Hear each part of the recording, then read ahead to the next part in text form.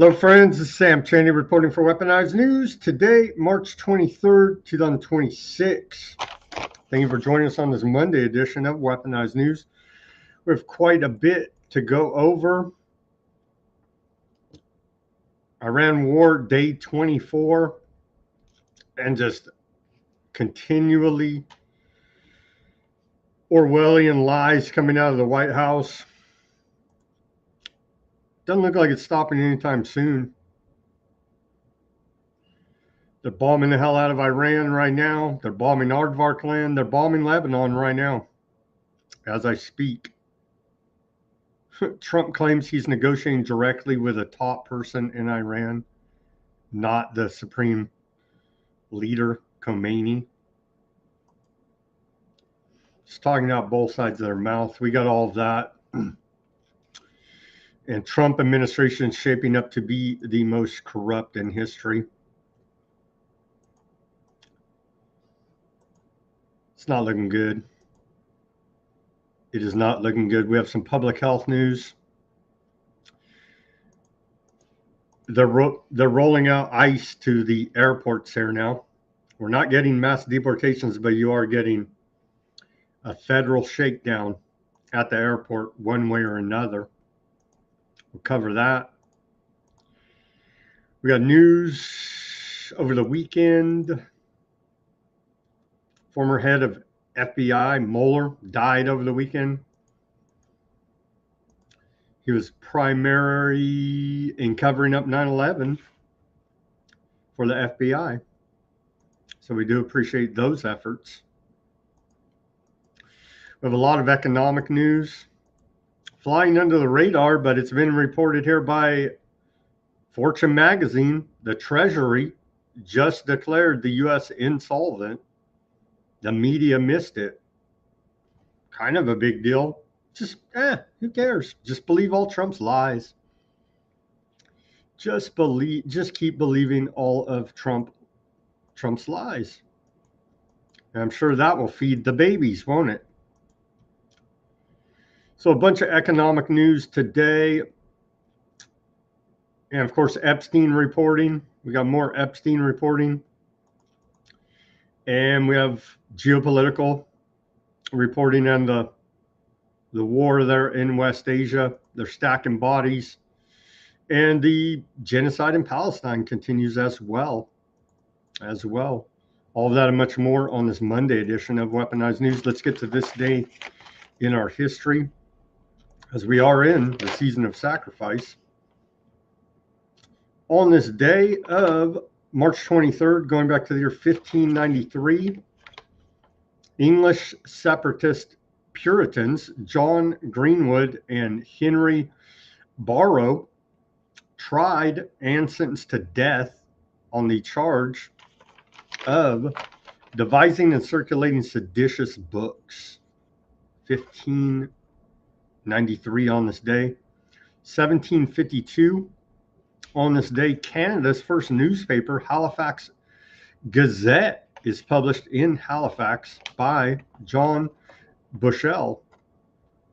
In 1775 on this day, Patrick Henry proclaims "Give me liberty or give me death" in a speech encouraging Virginia troops to join the American Revolutionary War. In 1794, on this day, American inventor Josiah Pearson patents a cold header rivet machine. Very important to the Industrial Revolution there.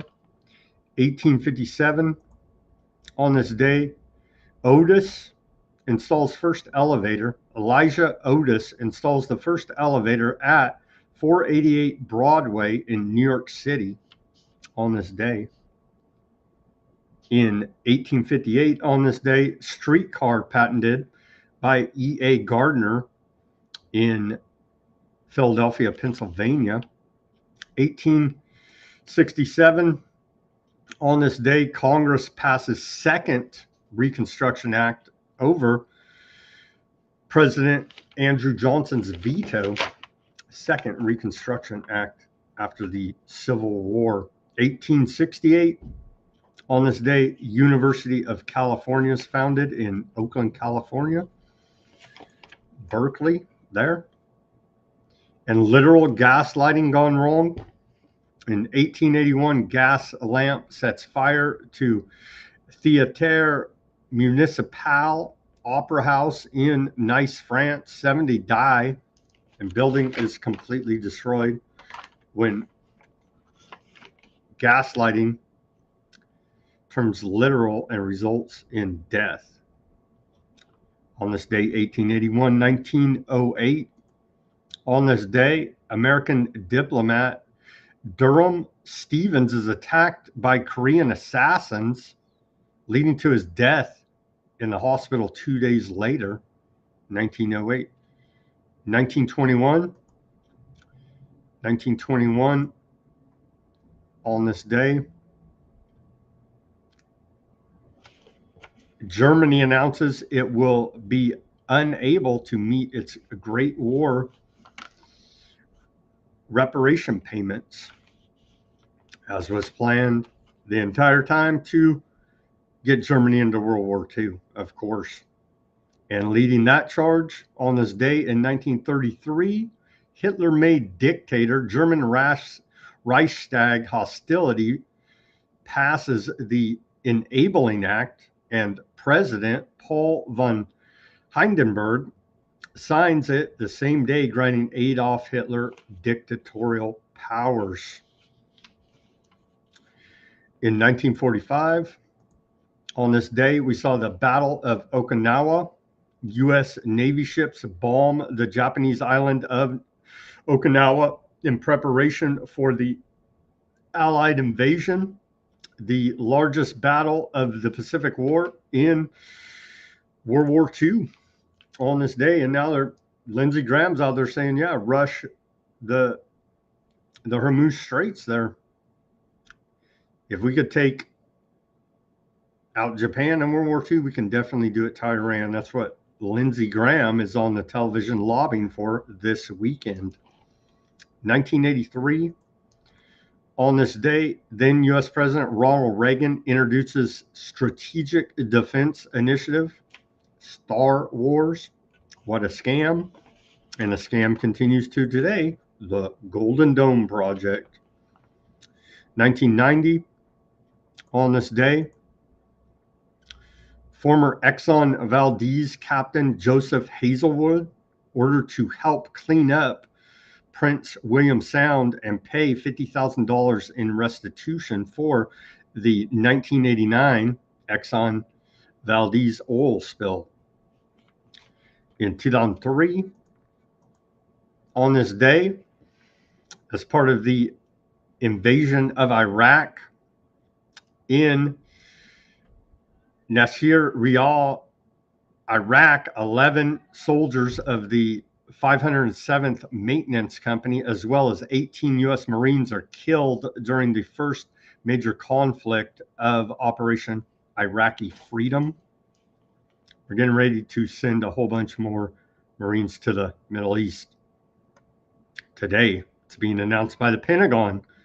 So we're in this never-ending war on terror. You see, in 2010, on this day, then President Barack Hussein Obama, otherwise known as Barry Soetoro, the first half-white president of America, signs the Affordable Care Act, nicknamed Obamacare, and a total disaster by design. And remember old Nancy Pelosi famously saying, well, we have to pass it so we can read it and know what's in it. And there you go. The beginning of the end for American healthcare. Obamacare signed into law on this day, 2010. 2022, on this day, then U.S. Secretary of State Antony Blinken formally declares that members of Russia armed forces have committed war crimes in Ukraine. And then on this day in our civil liberties history, we go back to 1942. Japanese American evacuation begins. New York Times reports pioneers and vastly impressed with the courteous treatment as President Franklin Delano Roosevelt's program to evacuate the Japanese Americans from the West Coast during World War II began. The failing New York Times reported, on this day, the arrival of the first 1,000 Japanese Americans at the Assembly Center in the Owens Valley of California. The evacuees were held there until being transferred to one of the relocation centers. The Times referred to the arrivals as pioneers and said that all the evacuees had been vastly impressed with the courteous treatment they had received so far. President Roosevelt, on February 19, 1942, issued an executive order authorizing the military to establish military zones and evacuate people from the West Coast without specifically mentioning the Japanese Americans and without saying that what would happen to them. The treatment of the Japanese American evacuation and internment is widely regarded as the greatest single civil liberties tragedy in American history. It's for their own good, right? Yeah. Couldn't happen here until we did have concentration camps in America for American citizens. And then let me read you this caution warning. If you're an American not already out of the Middle East, you probably should be by now. Worldwide caution issued this announcement earlier today. Travel Gov, worldwide caution. The Department of State advises Americans worldwide, and especially in the Middle East, to exercise increased caution. Americans abroad should follow the guidance in security alerts issued by the nearest U.S. embassy or consulate. Periodic airspace closures may cause travel disruptions. U.S. diplomatic facilities, including outside the Middle East, have been targeted. Groups supportive of Iran may target other U.S. interests overseas or locations associated with the United States and or Americans throughout the world. Be alert. We kind of issued that alert to you a real long time ago here at Weaponized News. I'm glad the State Department's finally catching up. So there's the official worldwide caution to American citizens. We do appreciate the warmongering coming out of Washington. Here's Trump claims he's negotiating directly with a top person. Who is that? We don't know. It's Trump talking to Lindsey Graham on a shoe phone. Get smart. I don't know. Continuing lies, deception, AI videos coming out of Bibi every other day from their official government accounts, and just Trump lying like we've never seen before. Speaking with Mr. President.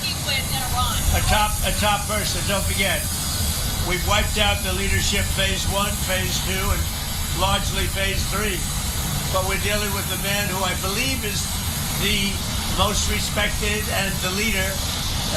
It's a little tough. We've wiped out everybody. Is that the Supreme Leader? No, not the Supreme Leader. We don't.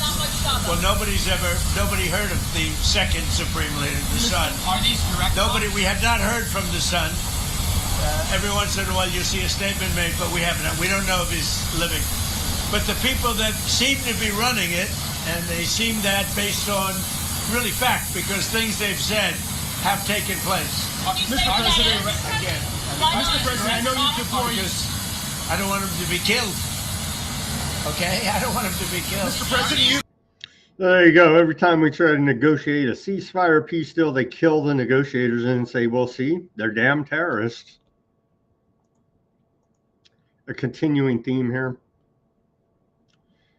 A continuing theme. More from Trump talking out of his ass. They're not, Iran says they're not negotiating at all.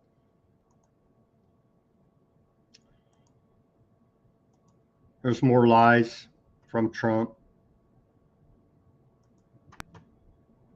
What exactly are you looking for in these talks, Mr. President? We're looking for all of the things that we've been talking about. We want to see no nuclear bomb, no nuclear weapon, not even close to it. Low key on the missiles. We want to see peace in the Middle East. We want the nuclear dust. We're going to want that, and I think we're going to get that. We've agreed to that. Yeah, we've agreed to that. You want the enriched uranium before you can end this. And we want no enrichment, but we also want the enriched uranium.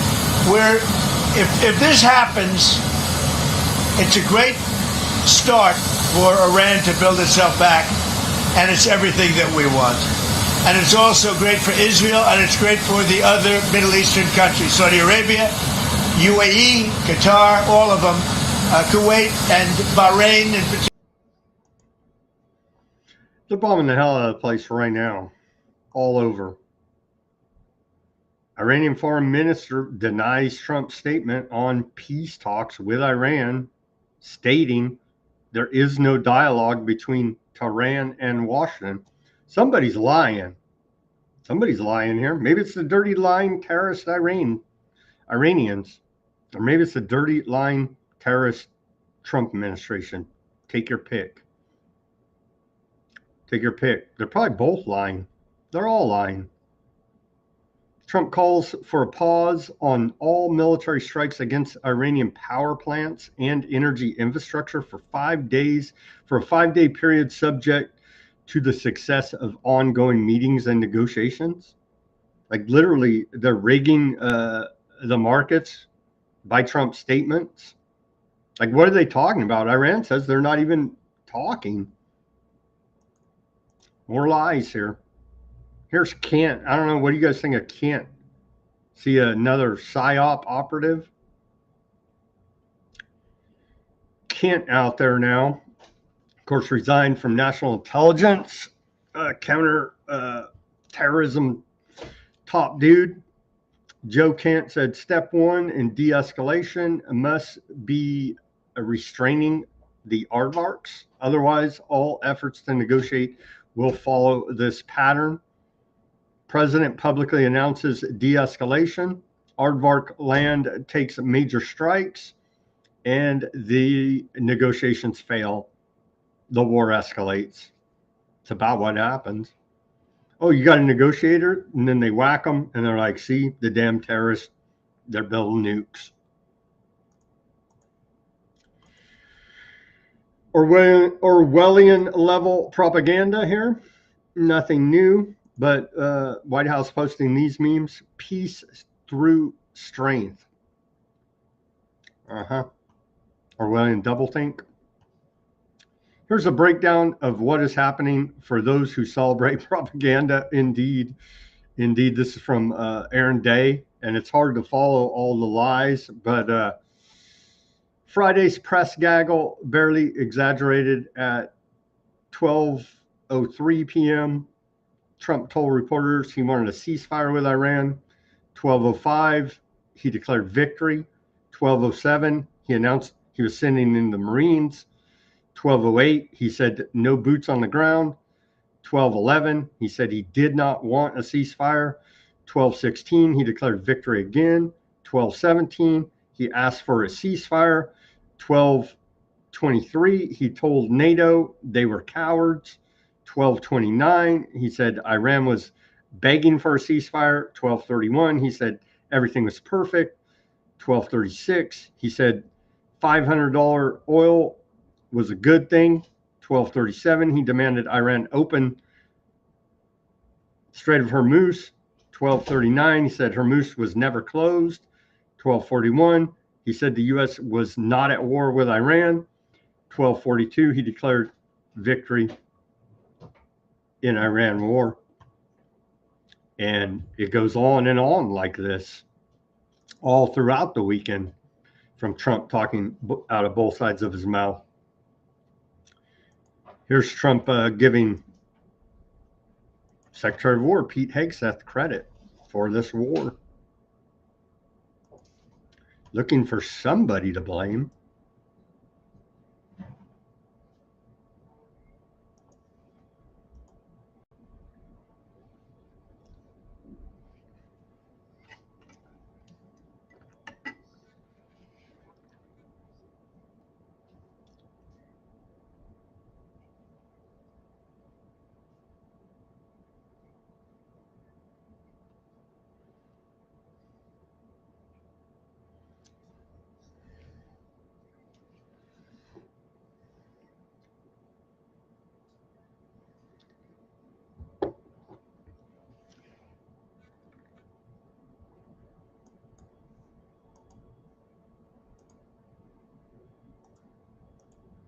Again,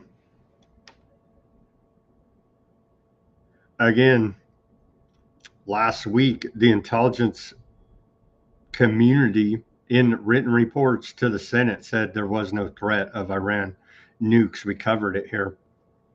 Iran's parliament speaker, Mohammad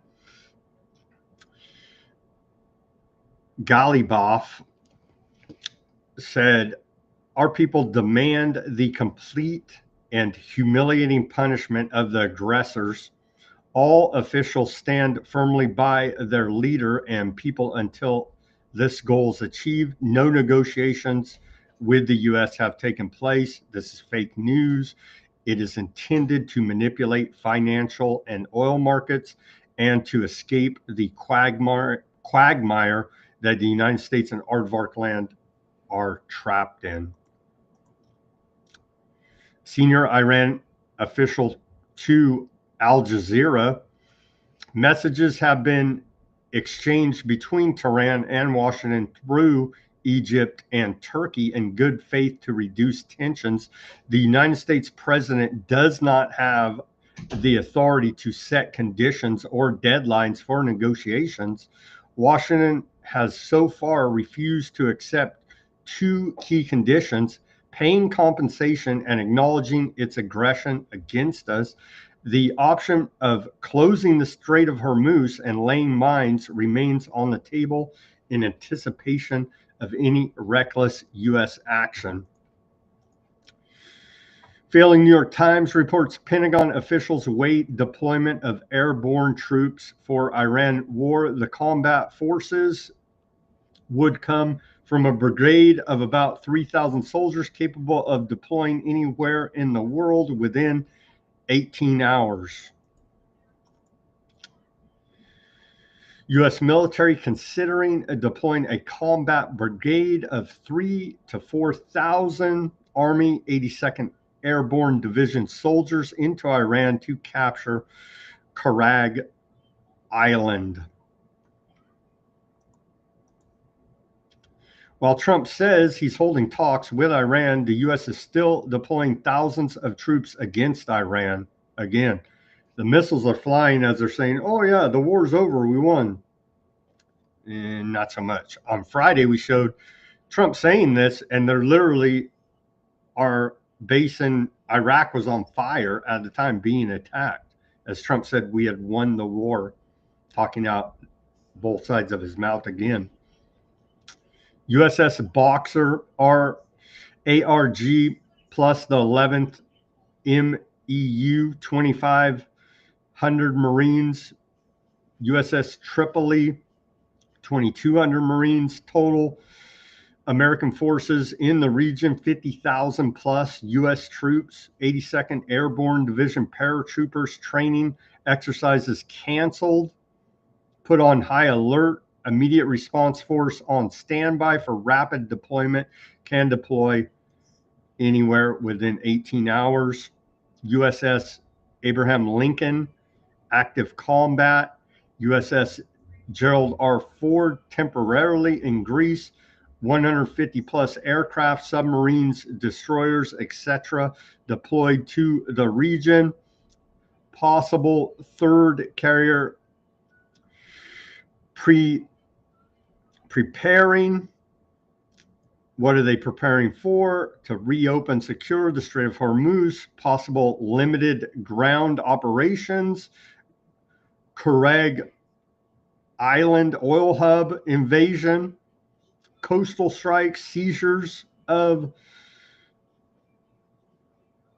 certain Iranian positions. Not planning a full invasion.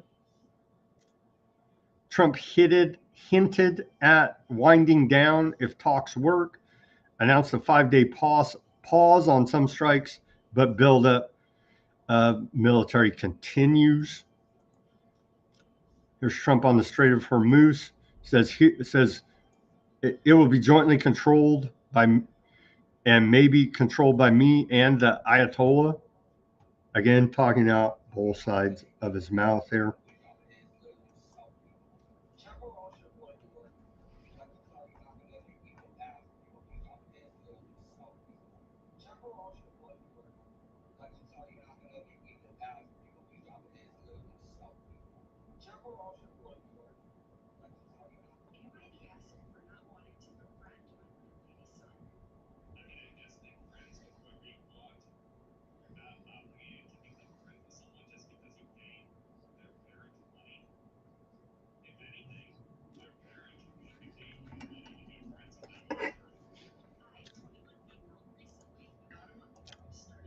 It's just not. Trump and Iran, we've had very strong talks. Mr. Witkoff and Mr. Kushner had them.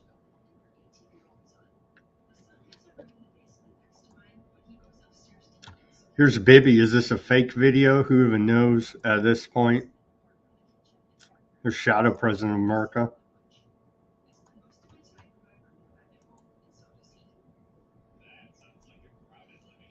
It's translated into English subtitles.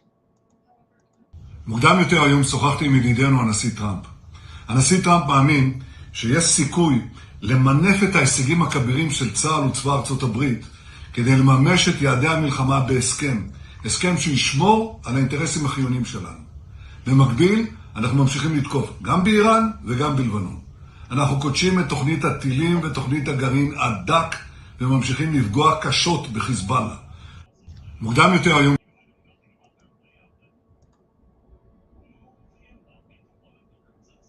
They're going to keep bombing the hell out of Iran and Lebanon and Syria and Gaza. Netanyahu says he'll continue attacking Iran. As Trump says, the war is winding down.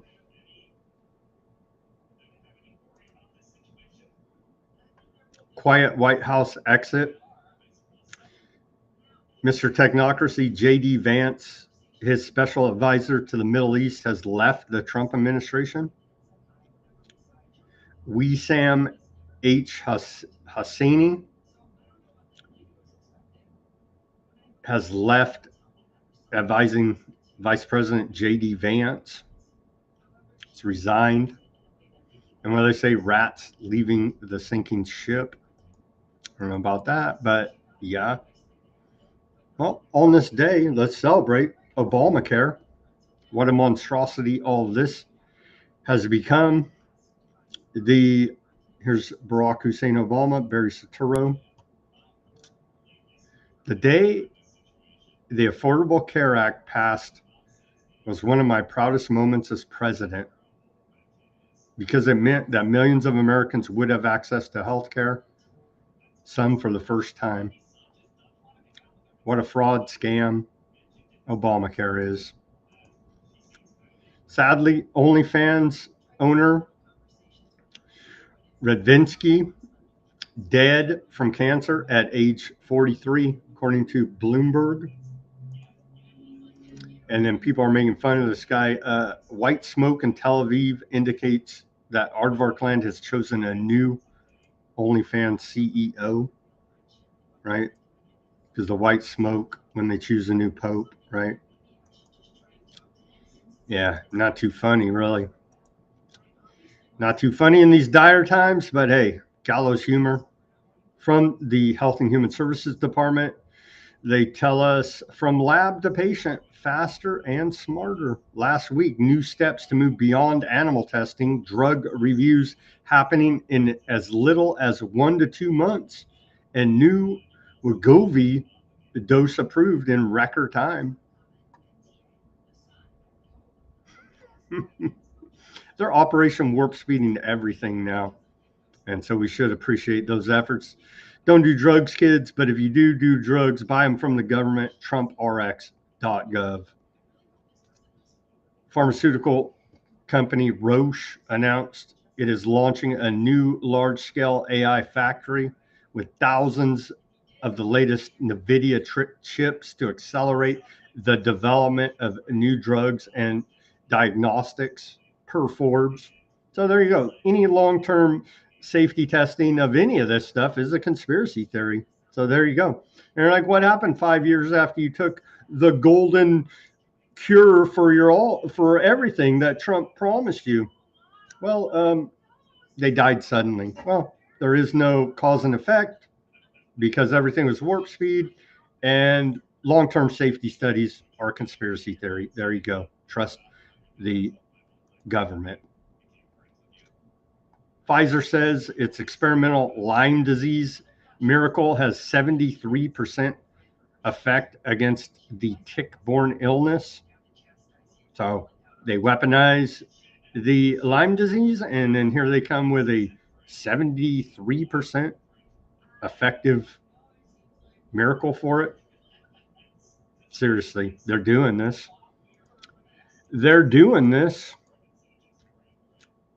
Continuing here, there was a bad accident there in New York, LaGuardia Airport.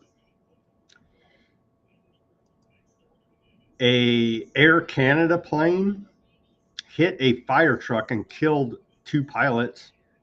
Not looking good there in New York. There you go. Very tragic accident there. Of course, I blame Iran. LaGuardia Airport has now experienced 2 tragedies exactly 34 years apart. 3, 2 plus 2, 322, Skull and Bones Day yesterday. Just saying. Just saying. Project Cheney posted this. Just saying. I'm sure it's all a coincidence there. It's all a coincidence. They're not following esoteric occult numerology at all. John F. Kennedy Airport, due to the federal funding lapse, security wait times may be significantly longer than normal. Wait times are subject to rapid change based on passenger volumes and TSA staffing. And so there's reports 3, 4, 5, 6 hour waits at the airports now. But don't you worry, they haven't caught one terrorist, and we're creating as many terrorists as possible right now. Trump over the weekend being his usual disgusting self here now. Robert Mueller just died over the weekend. Good. I'm glad he's dead. He can no longer hurt innocent people, as Trump's literally committing war crimes. Here's Trump's reaction. And you would expect the office of the president to be a little bit more dignified and call for the actual crimes of Mueller, covering up 9/11, to be exposed, but we don't get that. We get the whole dog and pony show of, oh my gosh, he went after Trump and distracted the country for 3.5 years investigating the Russia collusion.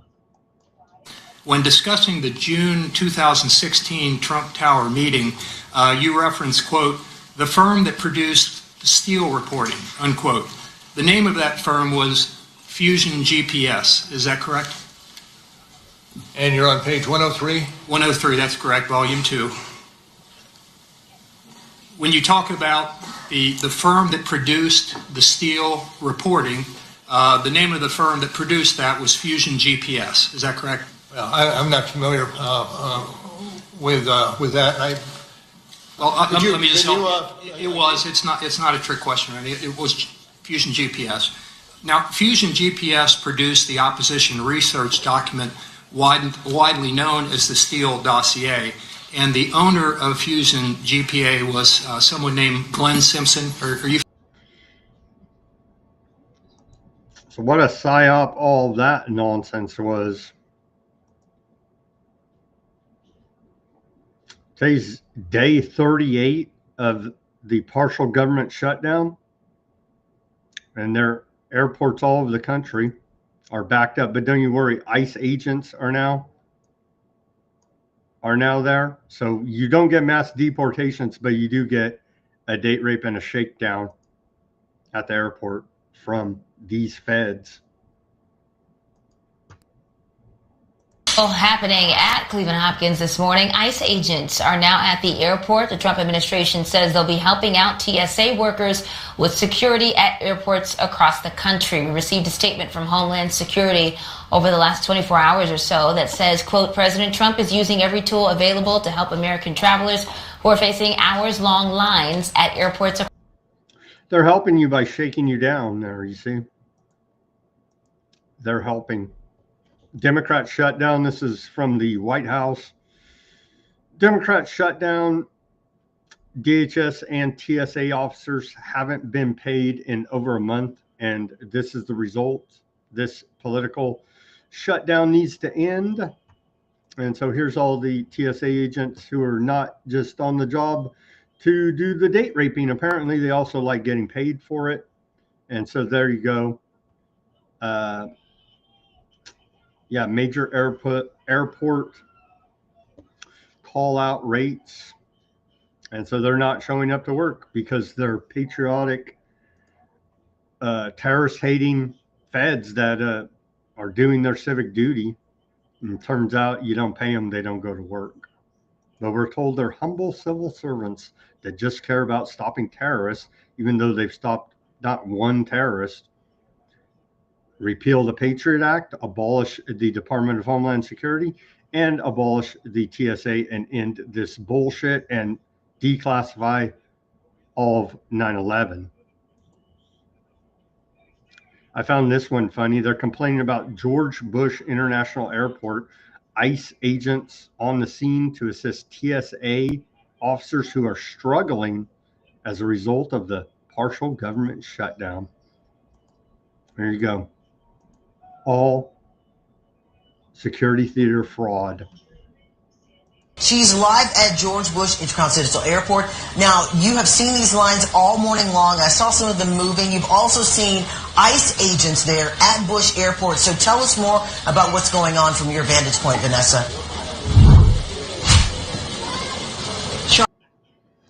So that's where you find all the illegals, is at the airport.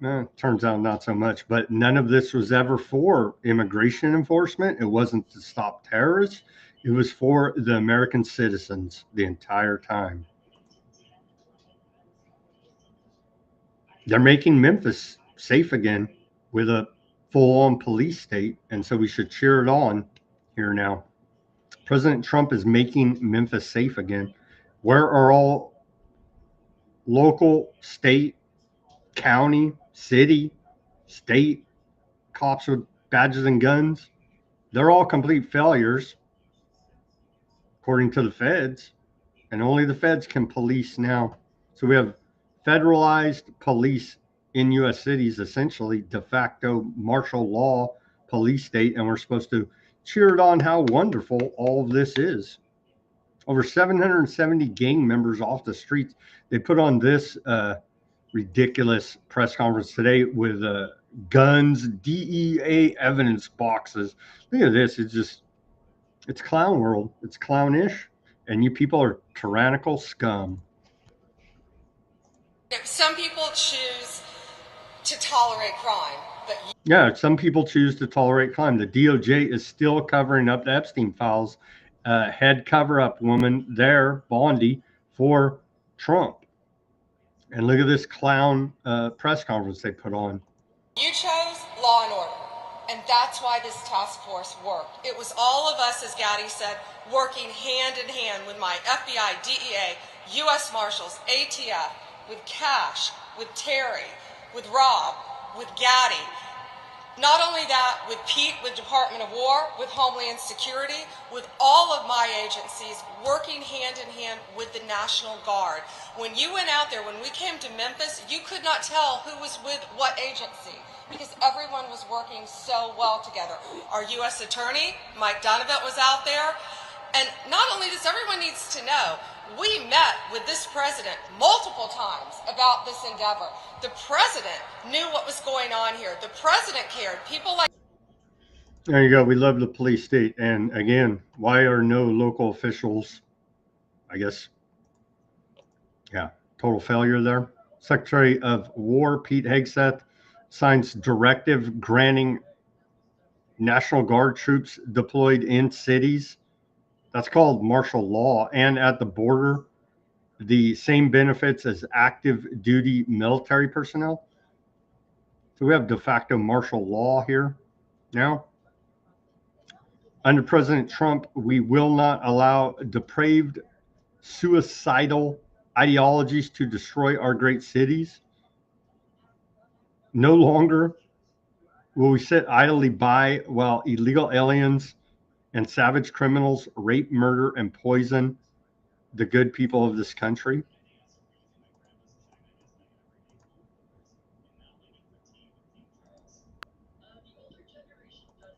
And under President Trump, we will not allow depraved, suicidal ideologies to destroy our great cities. But they are fully on board with this end times prophecy to destroy the whole world. So that's going on as well. Here's Trump again lying, says that Chuck Schumer, a Palestinian leader, Chuck Schumer is a giant Zionist and aardvark by nature. So they continue to run this psyop.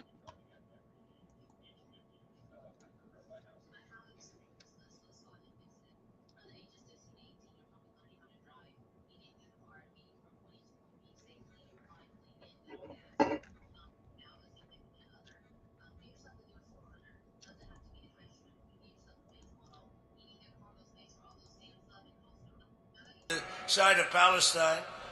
He's actually become a Palestinian. Schumer is gone. I mean, he's a Palestinian. He should be fighting on the side of Palestine. He's actually become a Palestinian leader. I don't know. I've never seen a man change so much. It's just not true. MAGA believes this nonsense. This is concerning. Report out of Fortune magazine onto the economic section. The Treasury just declared the U.S. insolvent. The media missed it. Kind of a big deal. Yeah, who cares? Just believe all government lies. The U.S. government is insolvent. That's not hyperbole. It's the conclusion drawn directly from the Treasury Department's own consolidated financial statements for fiscal year 2025 released last week to near total media silence. The numbers, 6.06 trillion in total assets against 47.78 trillion in total liabilities as of September 30th, 2025. Importantly, the $47.78 trillion in reported liabilities does not include the unfunded obligations of social insurance programs like Social Security and Medicare. Those are disclosed separately in the off-balance-sheet statement of social insurance, SOSI. The government's consolidated balance sheet position, excluding the SOSI, deteriorated by nearly $2.07 trillion between fiscal year 2024 and fiscal year 2025, reaching a staggering negative 41.72 trillion. Total liabilities are now nearly 8 times the value of reported assets. The largest drivers were a $2 trillion increase in federal debt and interest payable now, 30.33 trillion, ruckus, 30.33 trillion, and a 438.8 billion increase in federal employee and veteran benefits payable now, 15.47 trillion. The off-balance sheet iceberg, the off-balance sheet picture is even more alarming. The 75-year unfunded social insurance obligation surged by $10.1 trillion in a single year, rising from 78.3 trillion in fiscal year 2025 to 88.4 trillion in fiscal year 2025, driven primarily by a $6.9 trillion jump in projected Medicare Part B shortfalls and a $2.5 trillion increase for Social Security. The Treasury statement of long-term financial fiscal projections shows the 75-year fiscal gap widening from 4.3% of GDP in fiscal year 2024 to 4.7% in fiscal year 2025 if the $88.4 trillion in 75-year off-balance sheet obligations were added to the $47.8 trillion in official balance sheet liabilities. Total federal obligations now exceed 136.2 trillion, roughly 5 times the U.S. annual GDP. Yeah, this government's bankrupt. This government's bankrupt, and they're shuffling everything around, spinning the wheels of fraud. But at the end of the day, this government is essentially bankrupt with 8 times the liabilities compared to assets on the government's balance sheet. Right there, the government, U.S. government, is insolvent. Kind of big news. Who cares? Just keep believing all the lies that they spin. Only 3 out of 23 Trump cabinet members haven't in some way paid him or his pet projects. And so this is the most corrupt administration in U.S. history.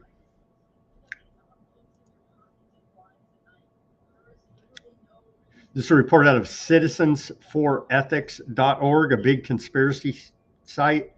They say 20 White House cabinet members have directed at least $30 million to benefit Trump. And they go through all of the characters. How do you get in there? Because it's an investment, right? It's an investment in your fraud and corruption and insider trading and insider dealings. So a total of at least 14 cabinet members, and they go through them: Vance, Little Marco, Nome, McMahon, Lutnick, Bassett, Labor Secretary Lady Chavez D. Ramir, Energy Secretary Wright, Agriculture Secretary Rollins, DNI Gabbard, U.S. Trade Representative Greer, EPA Zeldin, Small Business Loeffler, White House Chief of Staff Wiles made public contributions either themselves or through committees they controlled to Trump-aligned 2024 groups. Among the most significant contributions, McMahon poured at least $20 million to Trump-aligned 2024 super PACs, as well as contributions that helped finance Trump's Madison Square Garden rally in 2024. Lutnick contributed $10 million. It just goes on and on and on with this insider pay for play scheme. And so these are investments in more fraud by these characters known as the Trump administration. And it goes on and on. All the sort of details there. Over $240 million campaign contributions from Aardvark Lobby. So yeah, he's making his own cabinet pay to play for the insider information as Trump has fully monetized and weaponized the presidency. Ivanka Trump passed away on July 14, 2022, after falling down the stairs just one day before she was scheduled to testify in a civil investigation into the Trump administration's, the Trump organization's finances. It's all coincidental, of course. Stock market manipulation. Trump said U.S.-Iran talks were, quote, productive. S&P 500 plus 2 trillion in minutes. Iran denied any talks shortly after. Market reversed $1 trillion. Total swing of about $3 trillion in under an hour. And so they're heavily manipulating these markets off of Trump lies.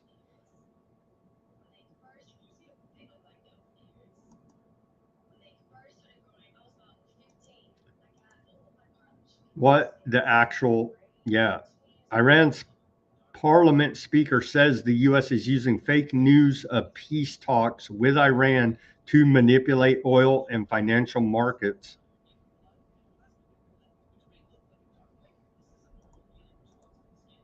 Volume in stock and oil futures surged minutes before Trump's market turning post. It's a report out of CNBC. At around 6:50 a.m. New York time, S&P 500 E-mini futures trading on the CME recorded a sharp and isolated jump in volume. A similar pattern was observed in oil markets. Roughly 15 minutes later, at 7:05 a.m., Trump posted a market-moving announcement about Iran on Truth Social. He posted more lies because they're gaming all of these markets. Here is that post, and it's a goddamn lie, and they're a bunch of crooks. I'm pleased to report that the United States of America and the country of Iran have had over the last 2 days a very good and productive conversations regarding a complete and total resolution of our hostilities in the Middle East. It's simply not true, Iran says. Maybe Iran's lying too. And Iran loves insider trading on the stock market, and for Western oligarchs to profit. I'm sure Iran loves that, right? Maybe they do. And they all meet up at their secret society meetings at the Freemason Lodge and laugh their heads off at all the dead bodies. That's also a very real possibility. Continuing here, Aaron Day, he says, here's the contrarian take on the most corrupt administration in American history. Let's look at his report earlier today. He says they're not hiding it, and that changes everything. JP Morgan hid behind a federal judge. Cheney hid behind blind trust. These guys put it on the NASDAQ ticker symbol called PUSA and announced it 8 days into the bombing campaign. The Board of Peace charter says chairman for life in the actual document. Kushner presented his $30 billion Gaza real estate plan at Davos on camera in front of the world. They're telling you what they're doing. For 250 years, the pattern was the same: profit from war, hide the evidence, bury the investigation. Morgan's defective rifles, DuPont's gunpowder, Halliburton's no-bid contracts, they always hid. In 2026, they stopped hiding. The stock trades are public. The family connections are public. The charter is public. The drone investments are one Google search away. The question is no longer how could they. The question is now that you can see the receipts, every contract, every ticker, every family connection laid out in the open. What are you going to do about it? Well, vote harder in this next election for MAGA, of course. For the first time in 250 years, they're showing you the blueprint. The only question is whether you're going to look at it. Nah, look away. Trump, what does Trump do? He donates his president salary to charity. And so he's a great philanthropist up there with Bill Gates. So that's really all we should be concerned about. Shannon Joy reporting here on a Aaron Day report about the International Energy Agency. They're talking about rationing energy, lockdown 2.0 potentially. Let's hear this report. About energy lockdowns. I mentioned that the IEA chief basically said the shit is hitting the fan, everything's falling apart. and he just published Lockdowns 2.0, an energy lockdown playbook. They released a 10-point plan over the weekend telling governments to restrict driving, ground flights, force remote work, and ban gas cooking. They called it sheltering from oil shocks, writes Aaron Day.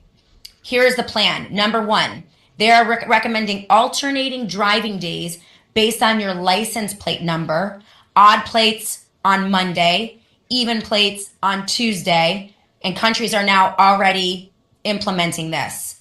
They're recommending mandatory speed limit reductions on every highway, not for safety, but fuel rationing by another name. You can still drive, just slower and less often. Number three, avoiding all air travel where alternatives exist. They didn't define what that actually meant, but the ambiguity, writes Aaron Day, is the feature. It lets regulators decide after the fact whether your trip was essential or not.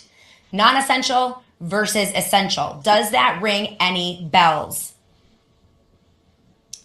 Here's another one. Switch from gas cooking to electric. The IEA is now telling you what appliances you can use in your kitchen, and the same agency that published net zero by 2050 is calling now for thermostats to be capped at 19 degrees and a ban on new gas boilers.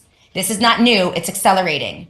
And then work from home if possible. The guidelines mimic 2020 when they locked down the world and called it public health. In 2026, they're locking down movement and calling it energy security. The template is identical, right? There you go. It's for our own good. And what does Bob say? Short-term pain, long-term gain, Mr. and Mrs. America. Exactly. It's all for our own good. It's for our own good here now. Kushner Middle East backed fund assets jump to $6.2 billion. Straight up treason. Straight up treason. That's what old Kushner should be charged with immediately. But the DOJ is busy covering up the Epstein files. So we'll maybe get around to that in 30 or 40 years. Affinity Partners, the investment firm Jared Kushner runs with money gathered from government-backed funds across the Middle East, saw assets jump nearly 30% last year, according to regulatory filings seen by Bloomberg. The fund's assets soared to $6.2 billion at the end of 2025, the filing shows, with the increase reflecting gains the fund recorded on some of its investments. So remember when they rolled out the Board of Peace, Kushner said, no one here is looking to privately or personally profiteer from this. And that's like exactly the reason they're doing this whole thing. We just want peace and we care about the Palestinians. Really? We believe this? Here's from the Trump first administration, the intellectualist on YouTube posted this video. Jared and Ivanka Kushner made up to $640 million while working, quote, for free in the White House. See? They're just humble civil servants. While claiming to work for free. What would that say about integrity? This is the story of Jared Kushner and Ivanka Trump, a case study in blurred ethical lines, conflicts of interest, and the exploitation of public office for personal gain. Their journey from unpaid public servants to amassing up to $640 million raises pressing questions about governance, trust, and power. During their White House tenure, Jared Kushner and Ivanka Trump reported earning between $172 million and $640 million in outside income.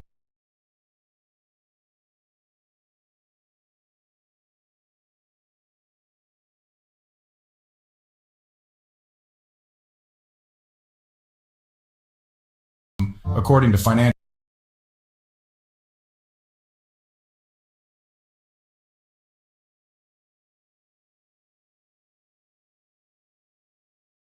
disclosures analyzed by Crew.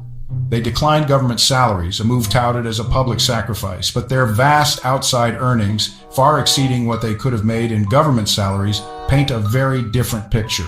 A significant portion of Ivanka Trump's income came from her stake in the Trump Hotel in Washington, D.C., just a short walk from the White House. The hotel, a hub of influence peddling during the administration, brought in around $4 million annually between 2017 and 2019. But in 2020, her financial disclosures revealed a sudden drop in the hotel's value, from $5 million to $25 million to just $100,000 to $250,000, with no explanation for the discrepancy. In 2018, Ivanka Trump announced the closure of her namesake brand, signaling an apparent end to her business ventures. However, financial records show she earned up to $1 million from the brand in 2019, raising questions about transparency and the true extent of her separation from the company. Her dealings with foreign governments added another layer of controversy. In China, her business received preliminary approval for 3 trademarks on the same day she dined with Chinese President Xi Jinping at Mar-a-Lago in 2017.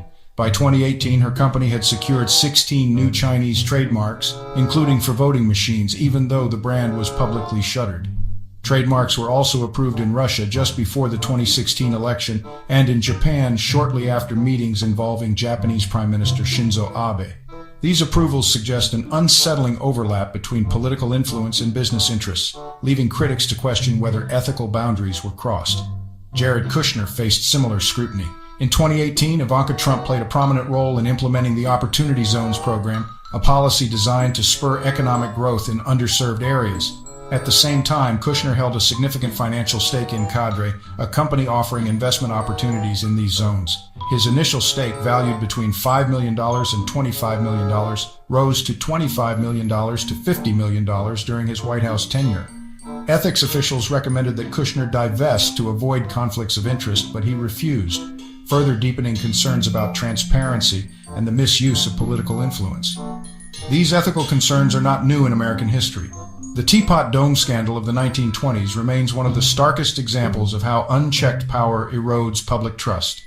Like that scandal, this story highlights the dangers of blurred lines between public service and personal enrichment.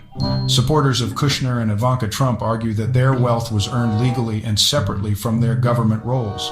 However, critics contend that even the appearance of impropriety can damage democracy. When public officials blur the line between serving the people and serving themselves, trust in the system breaks down. Imagine being a small business owner or an employee struggling to trust a system that allows public servants to profit while wielding influence. This isn't just about financial gain.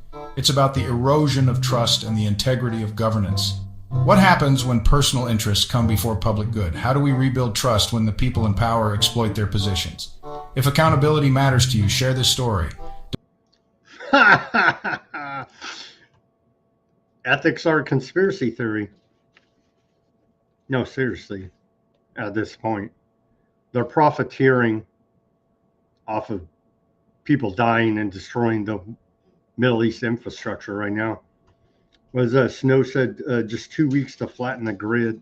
Indeed, we're pretty. They're flattening the grid. They are flattening the grid there in West Asia, for sure. Let's take a live commercial break, and we'll be back with some more economic reporting for you.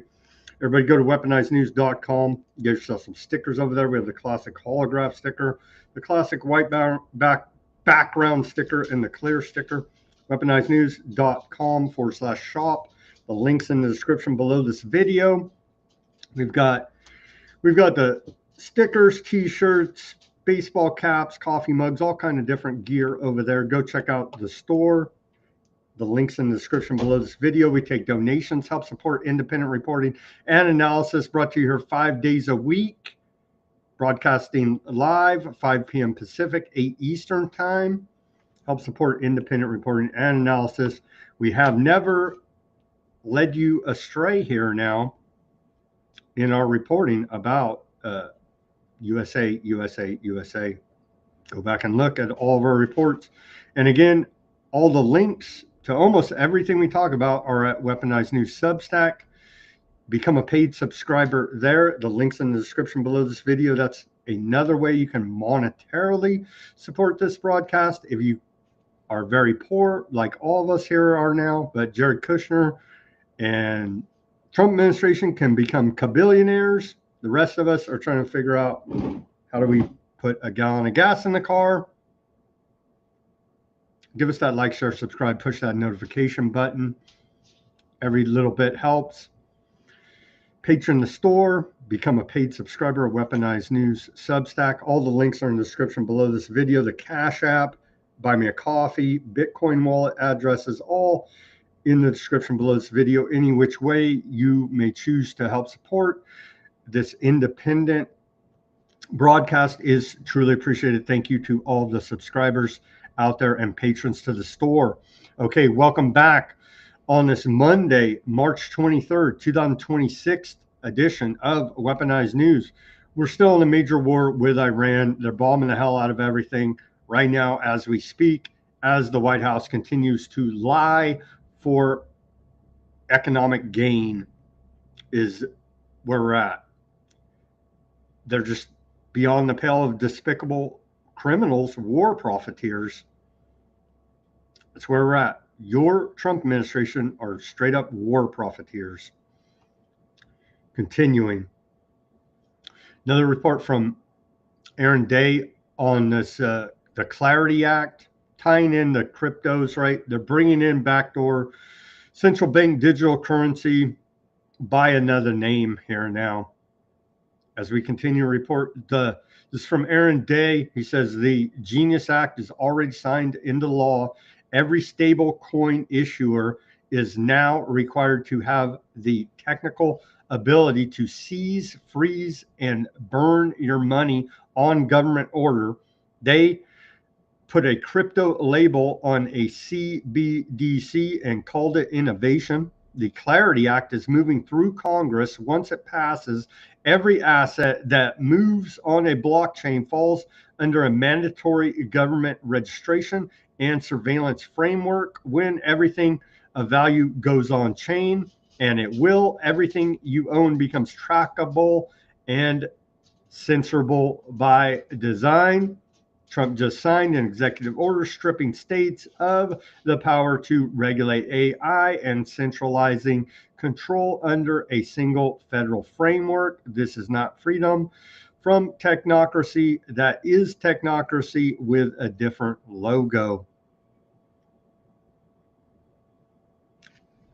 Where's my, well, here we go. Ignore the panicans and trust in President Trump. And where are we at on our markets? Let's take a look at the markets. I swear that the Dow has not been over 50,000 since Bondi had her breakdown about a month ago here now, right? More than a month now. So we can arrest the Epstein creeps at any time. Bondi, DOJ, FBI, Dow Jones Industrial closed today, 46,208, well under 50,000. Go arrest all of those Epstein creeps. They refuse to, as the cover-up continues. Oil closed today, surprisingly $91. It's still trading live overseas. Gold, they beat gold way down. Gold down to 4,351 live trading overseas, and they beat silver way down to $67.40 live trading, and Bitcoin was up today a little bit, now down 70,649. Again, live trading overseas are the numbers I'm reporting to you. They are fluctuating during the live trading period. So yeah, continuing here, the Trump administration is telling voters they must accept higher gas prices as the cost of fighting the Iran war on behalf of Aardvark land.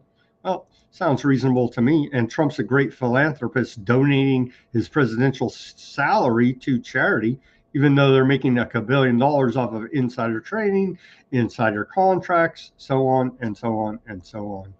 Keep being duped by the lying orange man and his whole crew. As far as the oil prices, people just need to stop panicking. It's worth it to prevent Iran from having a nuclear weapon. So if I have to pay a little bit more for gas, I'll do that. You got to pay the...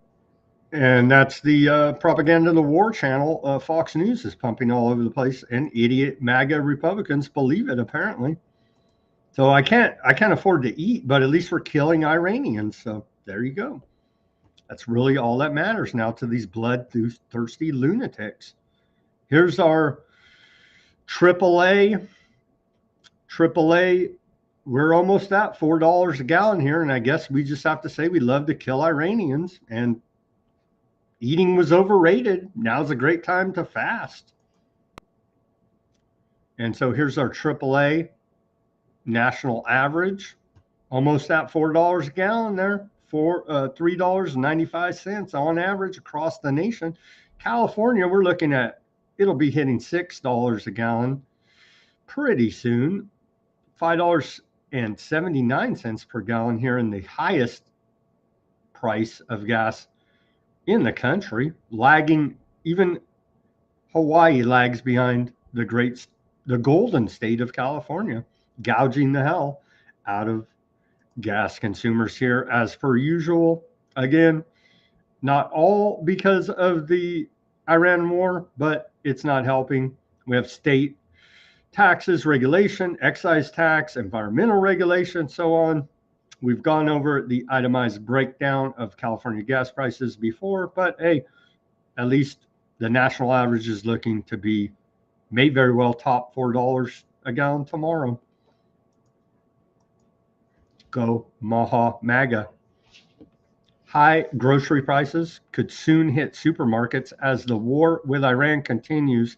The higher prices are because of a surge in the cost of diesel fuel, which powers many of the vehicles transport products across a vast global supply chain, i.e. globalization, report out of ABC. So when you're starving to death, at least be thankful we killed some Iranian children. There you go. Australia, New Zealand, South Korea impose emergency energy measures amid Hormuz shutdown. A little bit more speaking to that report from Shannon Joy via Aaron Day. Australia, New Zealand, and South Korea have rolled out energy measures to contain the fallout of the U.S. aardvark land war on Iran, which has disrupted global energy markets and effectively shut down the Strait of Hormuz. Trump runs the Strait of Hormuz now. He tells us, try going there, you'll get shot in the face by an Iranian, but that's just a minor detail. Australia declared a national crisis as fuel reserves fell to roughly 36 days, releasing up to 762 million liters from stockpiles and lowering fuel quality standards to boost supplies. I thought we were concerned with the environment, air pollution. Who cares? I mean, all's fun in killing Iranians now, isn't it? Authorities also urged reduced consumption, calling on citizens to work from home, limit travel, and cut fuel use. That's out of Australia. New Zealand, they love the lockdown. If you remember the bats, there were bats all over New Zealand, and they loved hiding from the bats. Remember Horsewoman, their prime minister there, lying very similarly to Trump. New Zealand moved to expand import flexibility by allowing Australian standard fuel for up to 12 months while realizing oil tickets under International Energy Agency obligations. The government is also preparing targeted financial support to offset rising living costs. Here in America, Trump just laughs in your face and says, it's the golden age. South Korea raised its resource security alert, imposed fuel price caps for the first time since 1997, and restricted exports of refined products to secure domestic supply. Seoul is also releasing 22.46 million barrels from reserves while increasing coal and nuclear energy output to reduce reliance on imported fuel. And again, the third, fourth world, they're going to starve, but millions are going to starve to death per UN reports because the Strait of Hormuz closure. U.S. officials say Iran has placed around a dozen naval mines in the Strait of Hormuz, according to a report on ZBS News. Who knows? Conflicting reports again, right? One side said no mines, the other side says there's mines. Pete Hegseth, Secretary of War, last week said you could drive by the Strait of Hormuz, you just might get shot by an Iranian, so feel free. You know what I mean? That's where we're at. Conflicting reports. It's hard to nail down. That's out of ZBS News. Here's, well, that's enough economic reporting. The big shocking report of the day is the United States government is insolvent. We should be extremely concerned at this point, but just, I guess, just keep believing lies out of the government. Fortune magazine, this mainstream, the Treasury just declared the U.S. insolvent. Kind of a big deal. Yeah, we're at $39 trillion in debt. And well, let's take a look at the U.S. debt clock, and then we'll move off of the economic reporting section of the show and move on to the Epstein cover-up part of the show here. But let's take a look at U.S. debt clock quickly. And what is it? 3 to 4 months, I believe, is we're going to see another trillion here if things continue as usual. There's our 39 trillion and just jamming away there by the second. Yeah, what the hell? Let's let's spend another $5 million on a missile to shoot down a $20,000 Iranian drone. Sounds like a wise investment to me. Here's Fed, Dan Bongino. How anybody could ever put their faith in the feds is beyond me. But here's Dan Bongino is completely traumatized after being called a pedophile protector to his face and tells his audience that people who demand Epstein accountability are not in our club.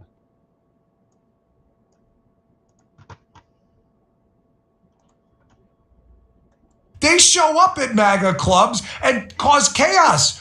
They had a group of them show up this weekend after this event, calling people, forgive me for the language, folks, in the show, but screaming and cussing, calling people, by the way, not just me and others, calling attendees this event faggots. And these are guys telling you they're part of your crew. This actually happened. They show up at MAGA clubs.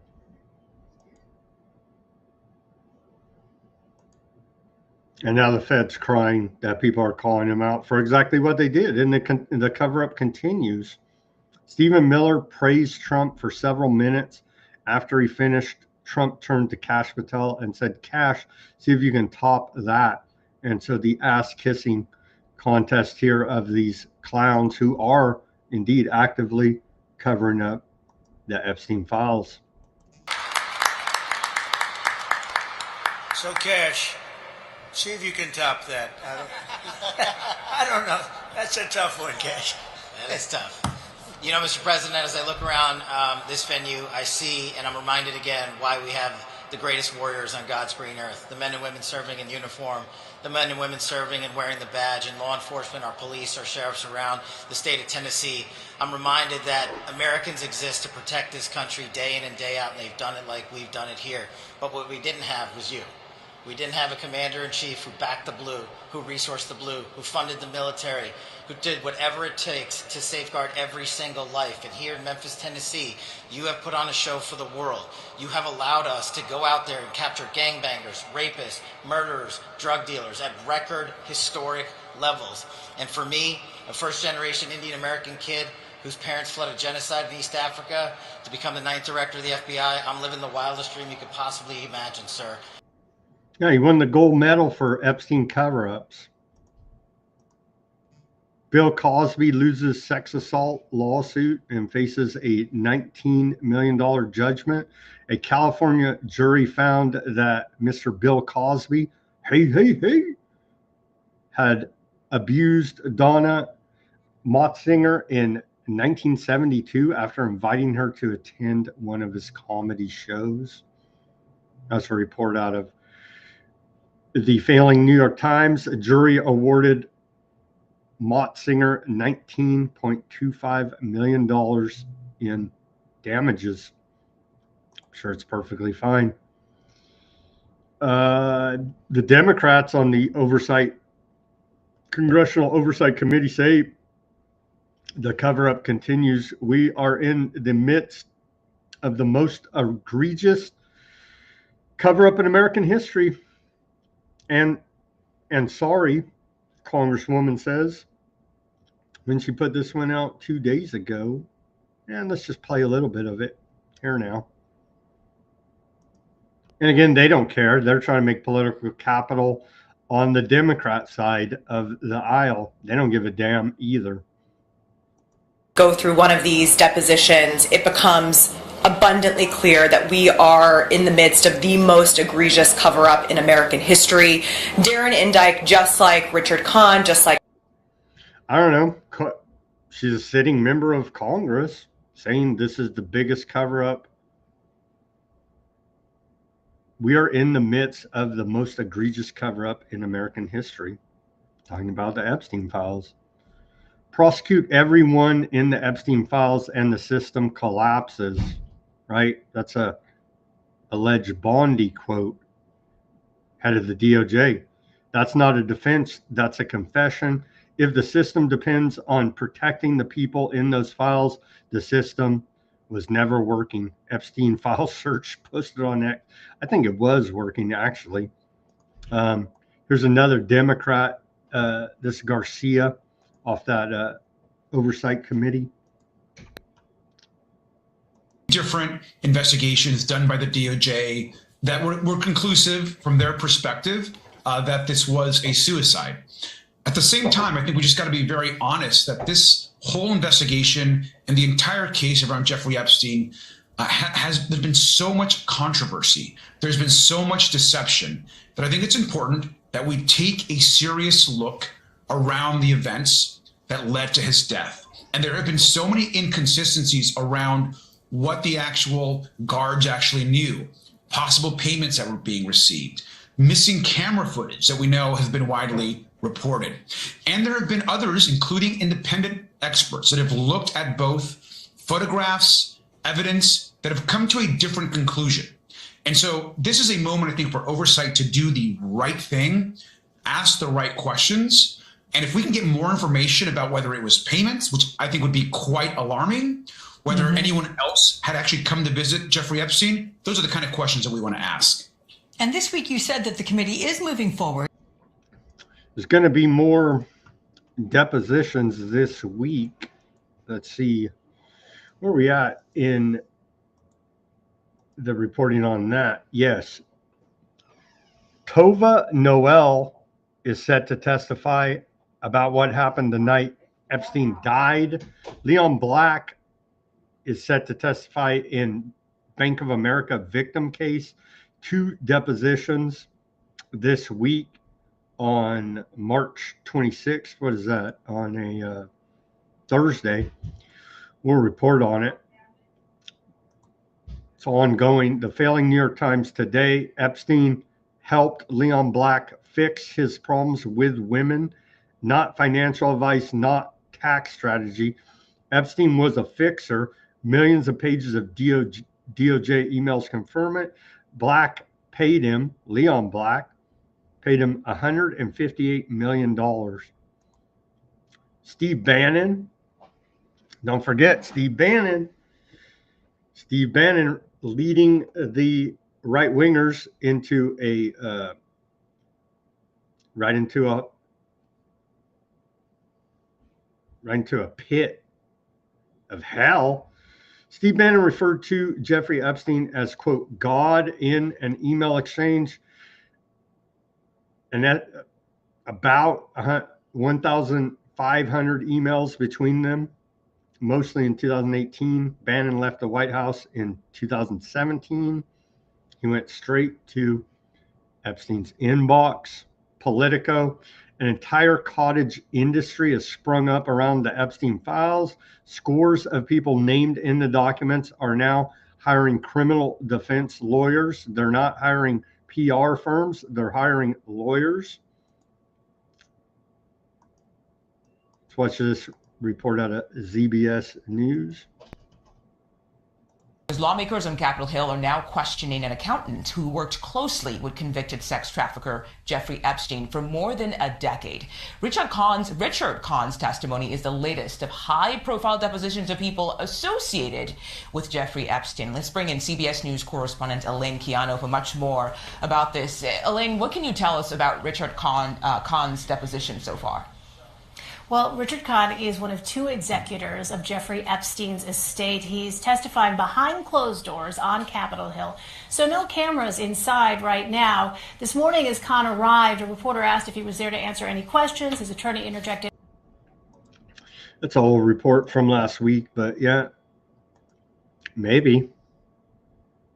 At least they've gone from hiring propagandists to criminal defense attorneys. The former head of Trump Hotels and Casino Resorts sent a massive payment to Epstein in 2018.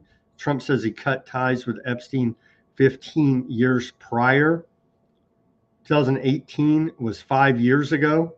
His hotel executive was still writing checks to Epstein.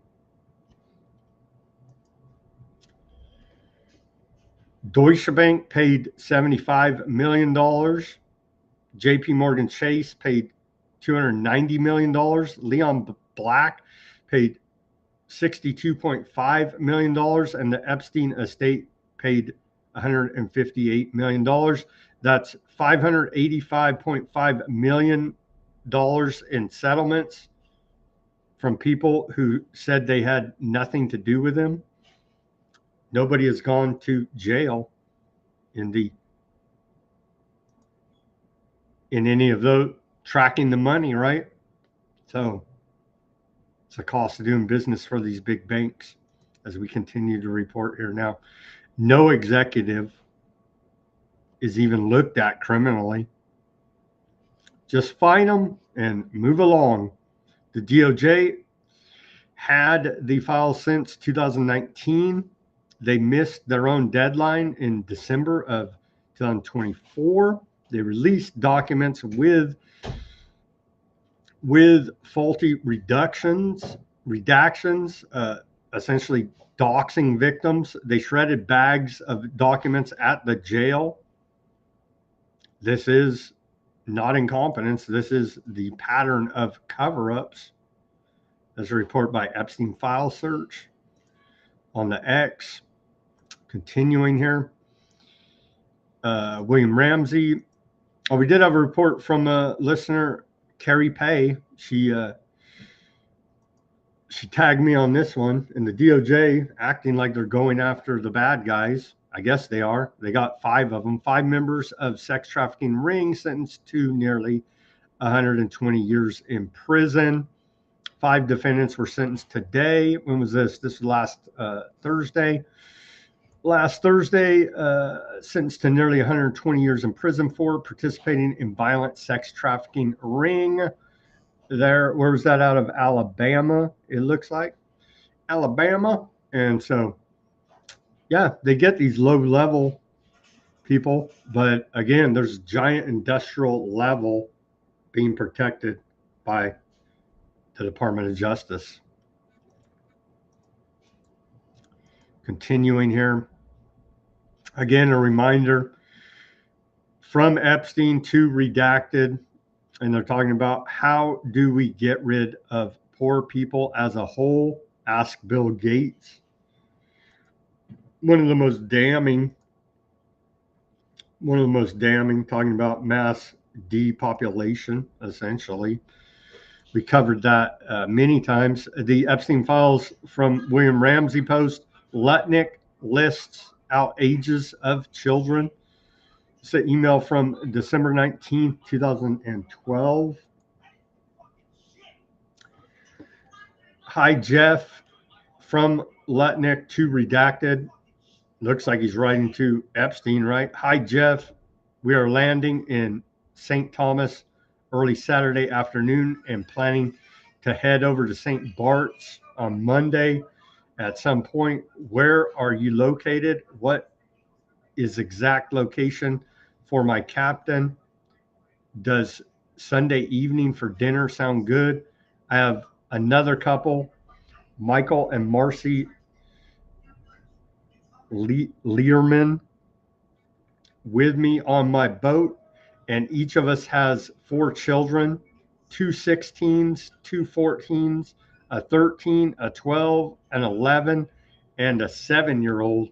Thanks, Howard. Pretty damning right there. But hey, Howard Lutnick has openly bragged proudly about taking his family vacation on Epstein Island, and that's your sitting Trump Commerce Secretary, Howard Lutnick, who also got a heads up before 9/11 and didn't show up to work, even though many at his firm sadly perished that day. Too bad he didn't give them the warning. A redacted sender to Epstein. Saw your twin last night. Have you seen this guy, Palm Beach Pete?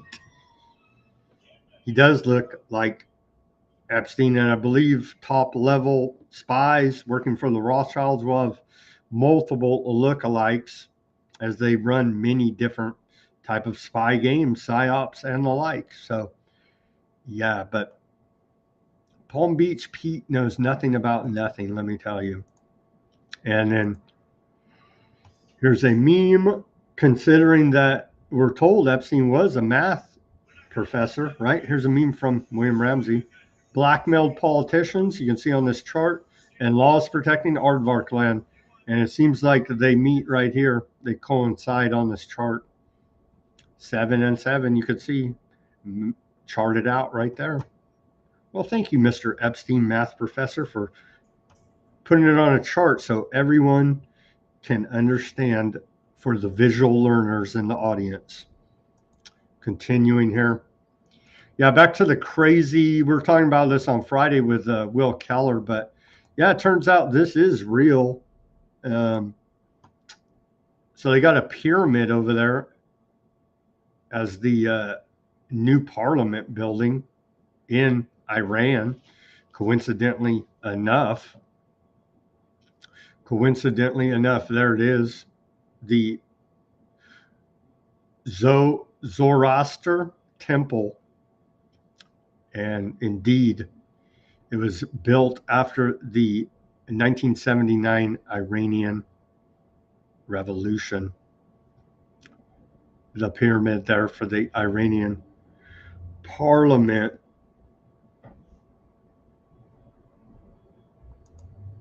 That is definitely real. A little more on geopolitical news in North America here. We're building the greater North America. Emerging from latest blackout, Cuba says ready for any potential U.S. attack, as the Cuban government says they're just waiting on a U.S. military invasion, essentially, or some type of attack similar to the one that where the U.S. government kidnapped Maduro, essentially. And so the Cuban government has said it is prepared for any potential United States attack on the island. And as the nation begins attempting to recover from another blackout under an ongoing siege by Washington, D.C., that's a report out of Al Jazeera. Another report over the weekend, flying under the radar, Pentagon to adopt Palantir's Maven AI system. So are we now fully on? Is Skynet live?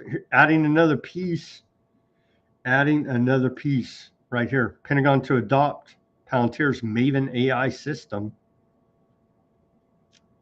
And so as we know, Palantir has no problem creating kill lists and carrying out the kill lists.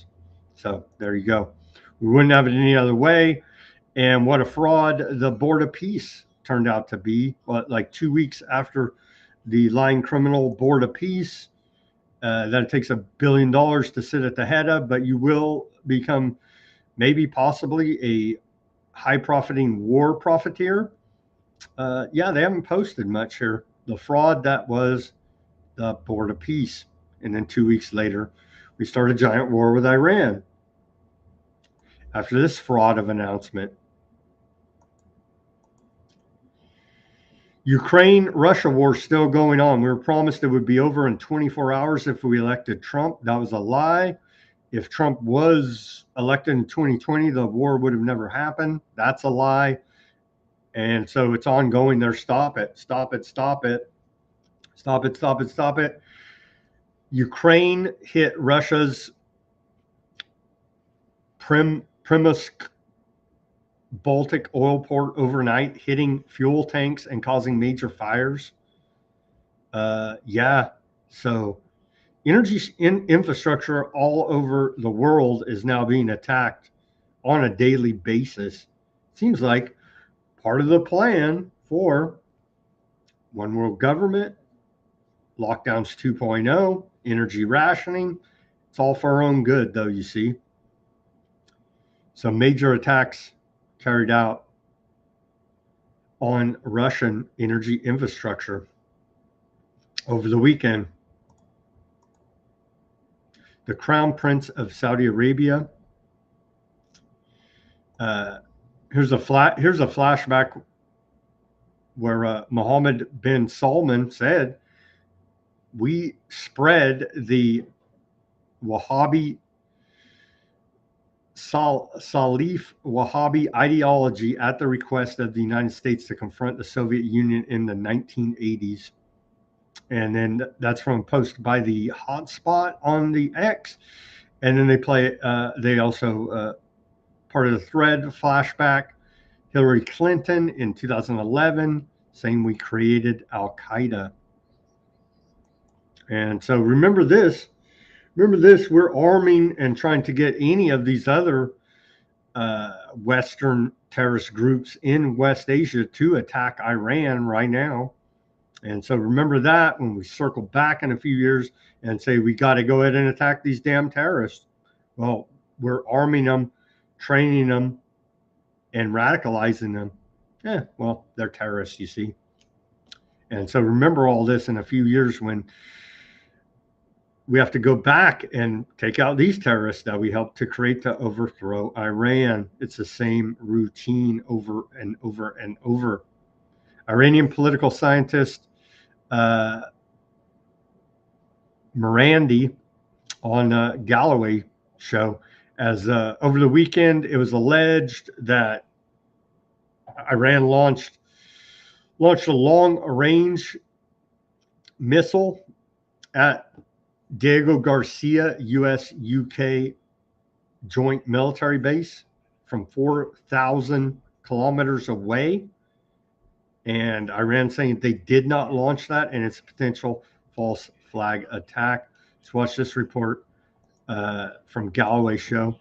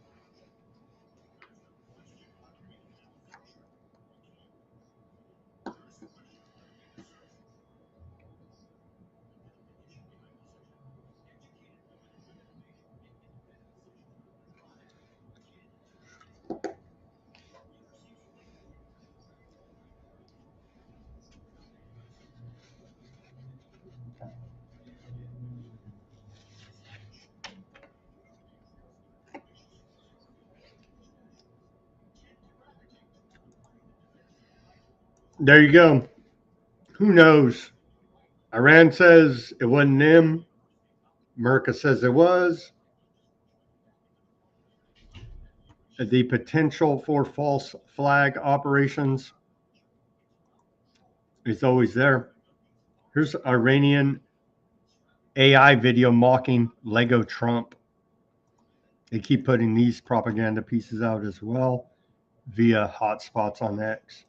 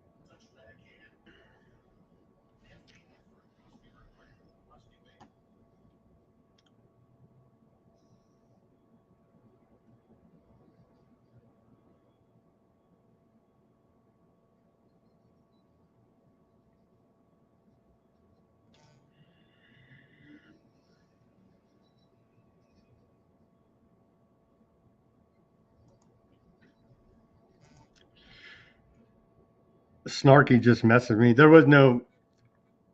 I do see that it was on mute. It was just some cheesy music anyway. There was no words on that clip. Here's Trump. We've been at war with Iran for 47 years, if you didn't know.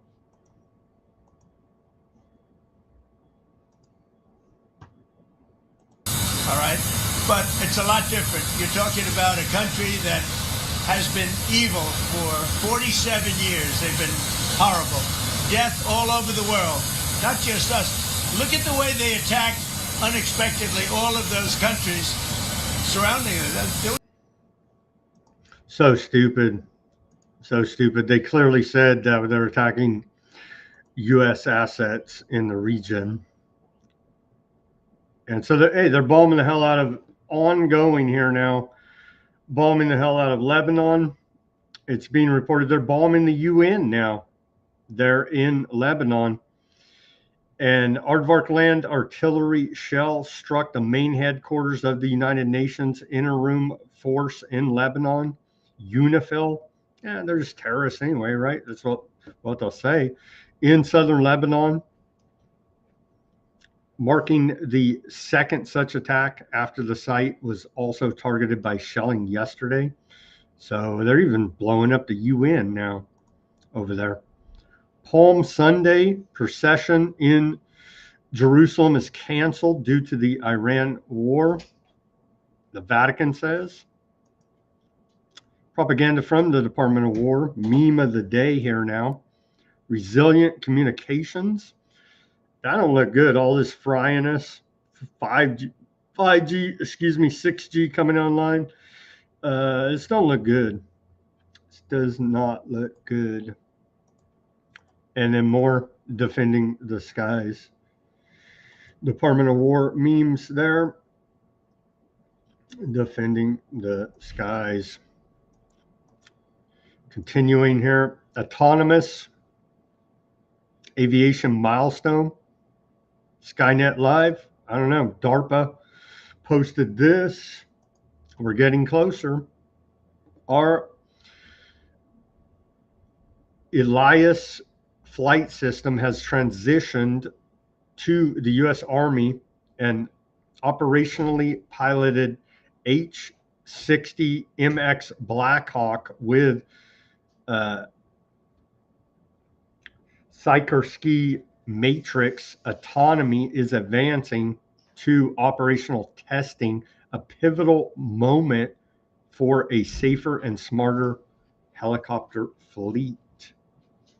Are the black helicopters going to be autonomously manned here now? It's looking that way. Skynet becoming self-aware.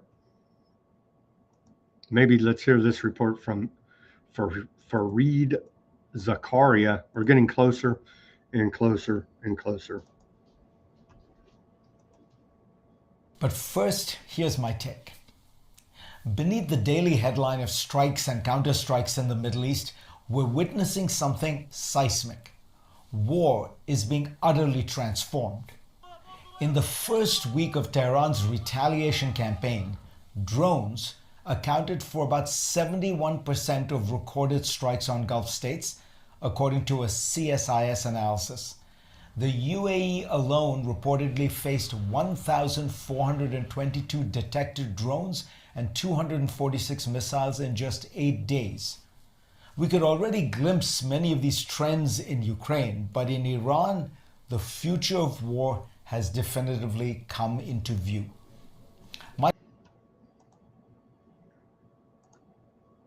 Skynet Live, we're getting close.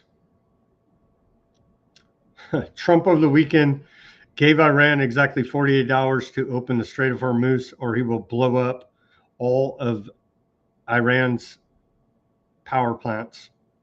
And he's, again, talked out both sides of his mouth, walked it forward 2, 3, 5 times. Who knows at this point?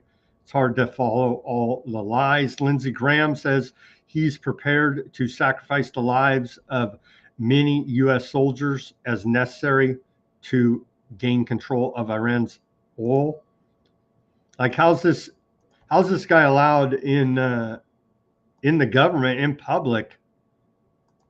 Keep it up for a few more weeks. Take Carg Island, where all of the resources they have to produce oil, control that island, let this regime die on a vine. Is this going to, though, take Carg Island? Is it going to involve U.S. troops on the ground? Let me just read you something from The Atlantic. Does an assessment on that. They say U.S. troops may well take Carg Island. We believe their ability to do so, but only to endure ballistic missile strikes, drone attacks, petrochemical smoke, all without a reliable means of obtaining logistical support. The result could be a grinding war of attrition. They talk about how far away they would be from resupply. I'm sort of tired of all this armchair quarterbacking. This has been an amazing military operation. God bless the fallen. But it's a difference when we talk about troops on the ground. I trust the Marines, not that guy. I trust DOD. We got 2 Marine expeditionary units sailing to this island. We did Iwo Jima. We can do this. The Marines, my money is always on the Marines. I don't know if you take the island or you blockade the island, but I know this. The day we control that island, this regime, this terrorist regime, has been weakened. It will die on a vine. And here's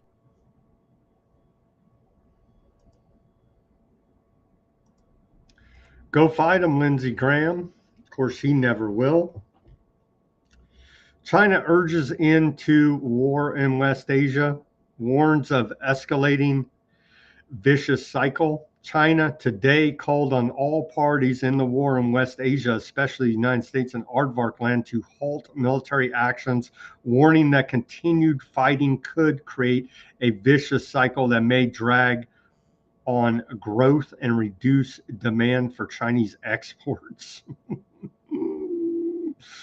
Yeah, they're looking out for theirs. They're looking out for theirs. The one who tied the bell must be the one to untie it, said Chinese special envoy to West Asia, Jun, at a briefing following a shuttle diplomacy trip that included visits to Saudi Arabia, UAE, and Kuwait. End the vicious cycle of violence, China warns. Yeah, I don't think America cares so much. Russia warns U.S. Aardvark land strikes near Bashir nuclear plant are extremely dangerous. Kremlin spokesman announced today that the U.S. Aardvark land strikes near Iran's nuclear power plant are highly dangerous, adding that Russia has raised its concerns with the United States. We believe that strikes on nuclear facilities are potentially extremely dangerous. Therefore, the Russian side is taking an extremely responsible stance on this issue and has repeatedly voiced its concerns, Peskov, Kremlin spokesman, said. And what the hell? A little radiation hasn't hurt Bibi. He's still operating fine with 6 fingers, 11 toes, disappearing wedding rings, all coffee that doesn't pour out of his cup. So I'm sure the radiation mutation is just fine there, Russia. Big overreaction, right? Yeah, the militias all over there. And we still haven't seen the Houthis jump in yet, but Iranian militias continue to attack. Syrian militias, Hezbollah and other militia groups there are continuing to attack U.S. assets and Aardvark land. But strangely enough, Al-Qaeda, ISIS, are not attacking their sworn enemy, Aardvark land, once again. They're bombing the hell out of downtown Beirut, Lebanon.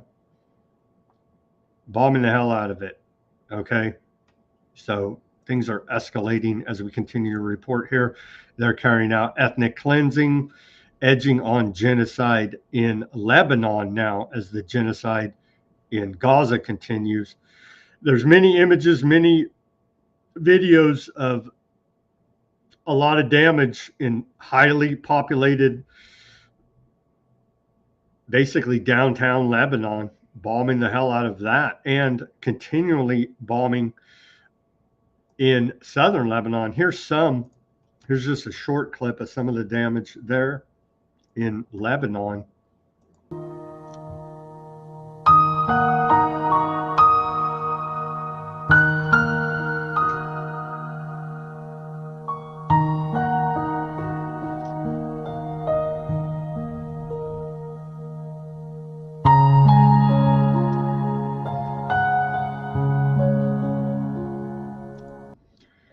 There you go. Aardvark land targeting civilian infrastructure and residential housing. They're blowing up the bridges. Aardvark land destroys the Qatini al-Jazar bridge in southern Lebanon following repeated strikes.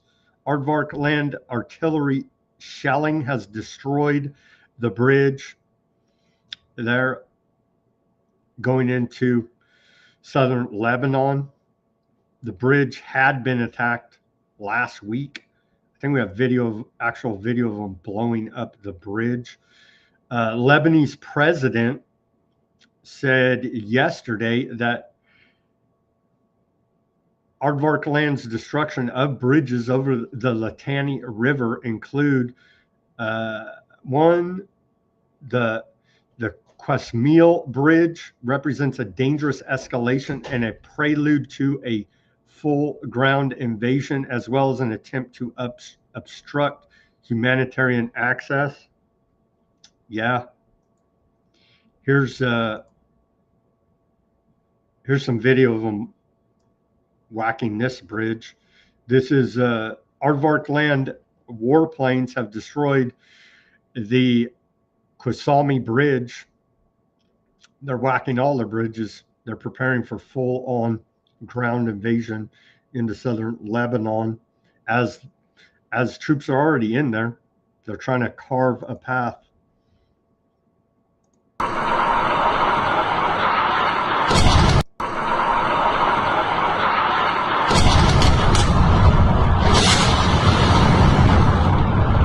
And there you go. I'm sure Hezbollah were hiding out underneath that bridge is why it needed to be blown up. Hezbollah announced 63 operations against Aardvark forces and sites yesterday. As Trump announces the end of the war, Hezbollah is launching major attacks on the ground in border clashes in southern Lebanon. And they go through all these different, there's like a bunch of them, 63 total operations, on the ground fighting, drone attacks, rocket and missile attacks and targeting strategic military targets, Hezbollah has announced. And Iran's Islamic Revolutionary Guard Corps, they just keep on churning out operations. Probably one live right now. They said number 76 of Operation True Promise 4, in the last 24 hours. And since then, they've announced Operation 77 and 78 of Operation True Promise 4. But I thought the war was over and we won. They're launching missiles as we speak, Trump administration. And then the thumbnail for today's show was an image of Trump. They're trolling. That is, the Iranians are trolling Trump. They put this on the side of an Iranian missile, allegedly here now, trolling Trump. Help me open Hormuz, right? Strait of Hormuz. As Trump says, we have it all. We don't need NATO, our European allies. Oh, please help us. Oh, we don't need their help. F them. Oh, please come help us. Oh, F them. And the back and forth and on it goes as price of energy continues to increase and they keep stacking bodies over there. And the Trump administration continues the Orwellian level of lying. Syrian Arab Army Operations Authority now reporting out of Sana'a, one of our military bases near the town of Al Yarbra in the Hasink countryside was subjected to a missile attack. The attack was carried out using 5 rockets launched from Iraqi territory. And so that all the little militia groups, whichever side they're on, they're now fighting it out as well there, from Iraq to Syria to Lebanon to Aardvark land to Iran. A Palestinian was injured by Aardvark land gunfire in the northern Gaza Strip. The genocide in Palestine continues. Aardvark land strikes have killed 1,039 Lebanese and injured 2,876 Lebanese since the beginning of, what do we even call it? There never was a ceasefire. They just say in this report from the cradle since March 2nd. I guess that's the demarcation line when it went even harder than it was. That's the Aardvark attacks on Lebanon there. So 1,039 dead Lebanese, 2,876 reported by the Lebanese Health Ministry since March 2nd. U.S. Patriot missile injured dozens in Bahrain during irresponsible interception. Yeah, blame it on Iran. I'm sure it's fine. They're whacking the top Iranians, scientists. They whacked a bunch of them, a bunch of their top political leadership. Now we see this report that Iran's one of Iran's top electrical engineers has been assassinated. Dr. Saeed Shamgardi, this guy. They whacked this guy. Professor of electrical engineering at Iran University of Science and Technology. Aardvarks announced they whacked him earlier today. And aardvarks are not immune, even though heavy censorship. We are seeing some videos trickle out of damage done in aardvark land to Tel Aviv and other parts of aardvark land. It's not good. It's not good. 2,734 aardvarks have been displaced to shelters due to the Iran war, including 1,000 evacuated overnight. And that's, who's that? Ma'arov reporting. And so Aardvark Land Media, heavy censorship. We're not getting any true numbers out of there or any true picture of the real damage of Iranian attacks on Aardvark land. All sides are lying. Okay. All I can do is report what's coming out officially here now. I believe it is a lot worse on all sides than they're telling us right now. The genocide in Gaza continues, according to the Gaza Ministry of Health. In the last 24 hours, 9 Palestinians have been killed and 30 injured. According to the Tehran municipality spokesperson, around 24,000 residential units in Tehran require repairs, ranging from minor fixes such as glass, doors, and windows, to cases needing major reconstruction or full rebuild. Assessments indicate that about 100 buildings require special reinforcement or complete demolition and reconstruction. So far, status of 4,800 residential units has been determined and reconstruction work has begun.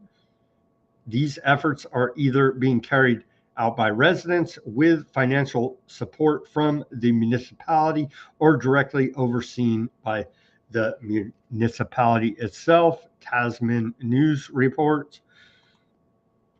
Senior Iranian official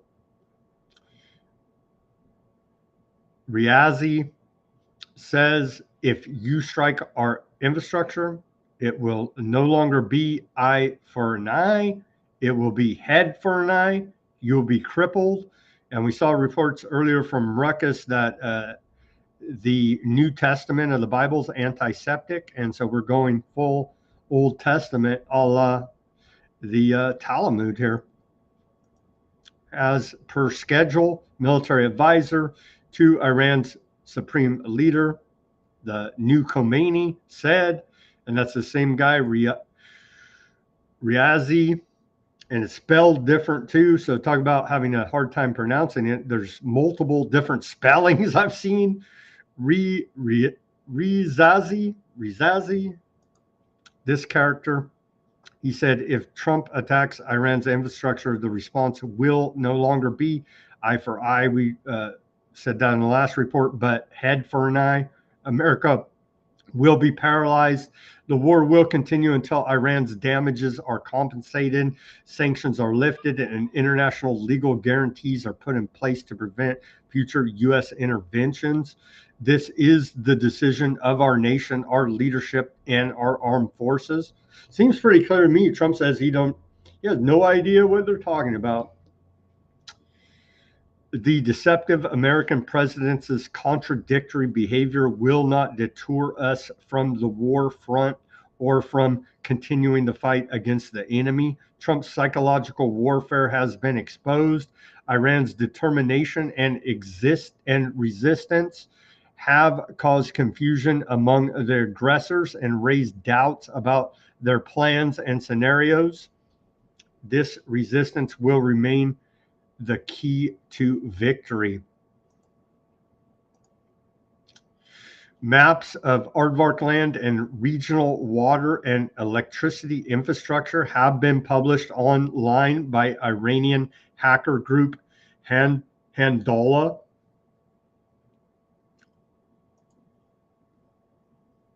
Aardvark land occupation forces torture toddler in Gaza to force confession from detained father.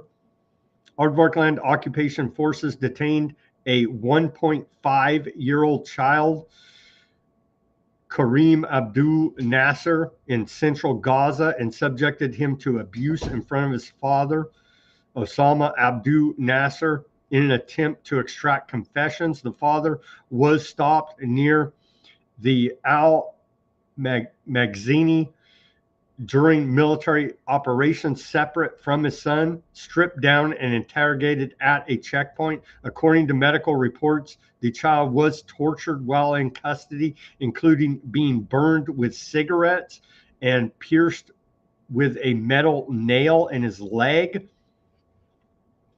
As soldiers pressured the father during the interrogation, the incident occurred after the family was caught in gunfire near their home. Kareem was released after approximately 10 hours and returned to his family through the International Red Cross, while his father remains in detention. Here are images of the alleged abuse on this 1.5-year-old damn Hamas, right? So there you go. There you go. And I wouldn't doubt this report is accurate, as very well documented. The Aardvark land prison rapers are praised on Aardvark land television and put back into active duty to continue their terrorist activities. Bank of Aardvark land chief says government will have to raise taxes to finance rising defense needs. Well, just blackmail another U.S. politician. And so sadly, Aardvark on Aardvark crime here, raising Aardvark taxes to pay for their own defense. It's a damn sin. I know the Goyim should pay for it all, as per written in the New Testament, right? Yeah, sure. Maybe in your Schofield Bible, you can find that reference. Continuing here, Netanyahu frustrated with Mossad over failed color revolution attempt. You don't say. So they admit all their fake, they use the weaponization of the world reserve currency, the United States dollar, and other sanctions to create the groundswell of starving the Iranian people to death, essentially, and causing them to have a reaction, which would be an attempted color revolution against their own regime there. Turns out that has failed miserably, even with Mossad and Western intelligence boots on the ground guiding the protesters. And so Netanyahu's now bemoaning the efforts of the lauded Mossad in their failed attempt at color revolution. Regime change in Iran. I know it's very sad. West Bank boils over as Aardvark land raids and settler attacks drive violations past 18,000. And so the ultra-Zionists in the occupied West Bank continue to carry out terrorist operations against the Palestinians there. The pace of violence across the occupied West Bank is sharply intensified since the start of the year, with a sweeping rise in raids, arrests, and direct assaults by Aardvark occupation forces and settlers, signaling a sustained escalation on the ground. They plan to go ahead and annex the entire West Bank, as we'll get to old Smoke Trick talking about right here. Speaking on Aardvark Land radio program, Aardvark Land Finance Minister Smoke Trick said that the war on Lebanon needs to end with a different reality entirely, both with Hezbollah decision, but also with the change of Aardvark Land's borders. I say here definitively in every room and every discussion too, the new Aardvark Land border must be the Litani River, of course, he added. And so we have a greater Aardvark Land project to complete, and they will continue the ethnic cleansing and genocide of the Palestinians, and now moving on to the Lebanese. And in the annexation of southern Lebanon, indeed, they're taking all of that land, you see, as we continue to report. And here is Smoke Trick with his Greater Aardvark Land Project map, showing all the land he's going to steal. There you go, as we continue to report about this. Continuing here, that's all the reporting we have for today. So, yeah, they're ethnic cleansing, genociding, lying about the war, ongoing attacks launched by Iran right now as we speak. And that's where we're on this Monday edition. Let's pray for peace in the Russia-Ukraine war. It's not looking good in West Asia, the Middle East, as attacks are ongoing in every which direction here now, as our government here in America continues to lie to the American people and profiteer off of war. That's where we're at. Let's pray for peace. Let's pray for peace. It's getting ugly fast. It's getting ugly fast. Okay, over to the channels quickly. And apologies for the audio. I had it on mute, but most of those clips, the audio wasn't any good anyway. And some of the Trump ones, I read to you what he was saying for the most part, but apologies for having it muted on a few of those clips. Over to the Odysee channel, we have Gur Huffman over there. We're missing John. John is there. Thank you guys for tuning in. Pale Rider, thank you for tuning in. Deep as well. On the Odysee, little chat back and forth. Part of Trump's big, beautiful spending bill involved his fantasy of a golden dome. Well, they're to protect against missile attacks. I don't know. The Treasury says that the balance sheet of the U.S. government is insolvent, and if we weren't the world reserves currency, we'd be going bankrupt right now. And so it's not looking good. And that boondoggle of the Golden Dome will continue. Let's see here. What we don't have, Cash, was a child molester for president. Indeed. Indeed, John. Touche to Cash Patel, who won the gold medal for Epstein cover-ups. The Board of Peace is composed of war criminals. Indeed. Indeed it is. And war profiteers. And war profiteers. Could have at least done sign language. Yeah, sorry about that. Those clips, I missed a couple of them. Let's see here. You got the gist of it, though, I'm sure. All right, thank you guys for tuning in on the Odysee, keeping that chat lively. I got to go deal with the dog right now, as you could hear.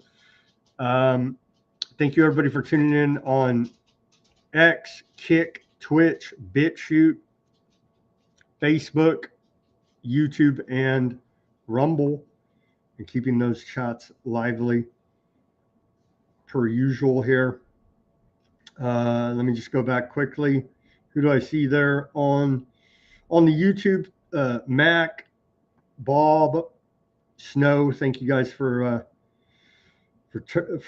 commenting on the YouTube. Greater Aardvark Land Project goes burr. Indeed, it's going burr like now. Little Carol, U.S. planes left Fairford tonight. It looks like things are only escalating, man, with actual U.S. boots on the ground to actually head in there, man. It's not looking good. Yeah, I got to let the dog out, too. I think they just let the dog out. There, Chloe. Let's see. On the Rumble, Bart, Denver, Karen, thank you guys for tuning in there. Bob, Hemp Car. John Yu said we can crush the Hemp Car said John Yu Woo said we can crush the testes of a small boy. Just remember that. And USA didn't riot to catch this POS, and Mussolini his ass. Indeed. Of course, that's famous Bush attorney covering up for torture, war crimes. Yeah, indeed. Hemp Car. Just truly, truly disgusting. Too bad we didn't have something like a Federal Bureau of Investigation to look into these circumstantial leads and stuff rather than cover them up. I know, right?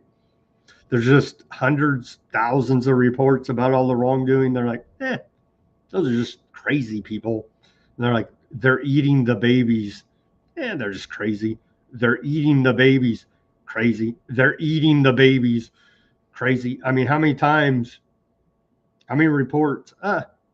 You can just write it off. They're just crazy. No, they're eating the babies. The call's coming from inside the White House. Let's see here. Yeah, not looking good. They're reporting over there on the YouTube. Troops leaving. Not good. It's looking like an escalation, clearly.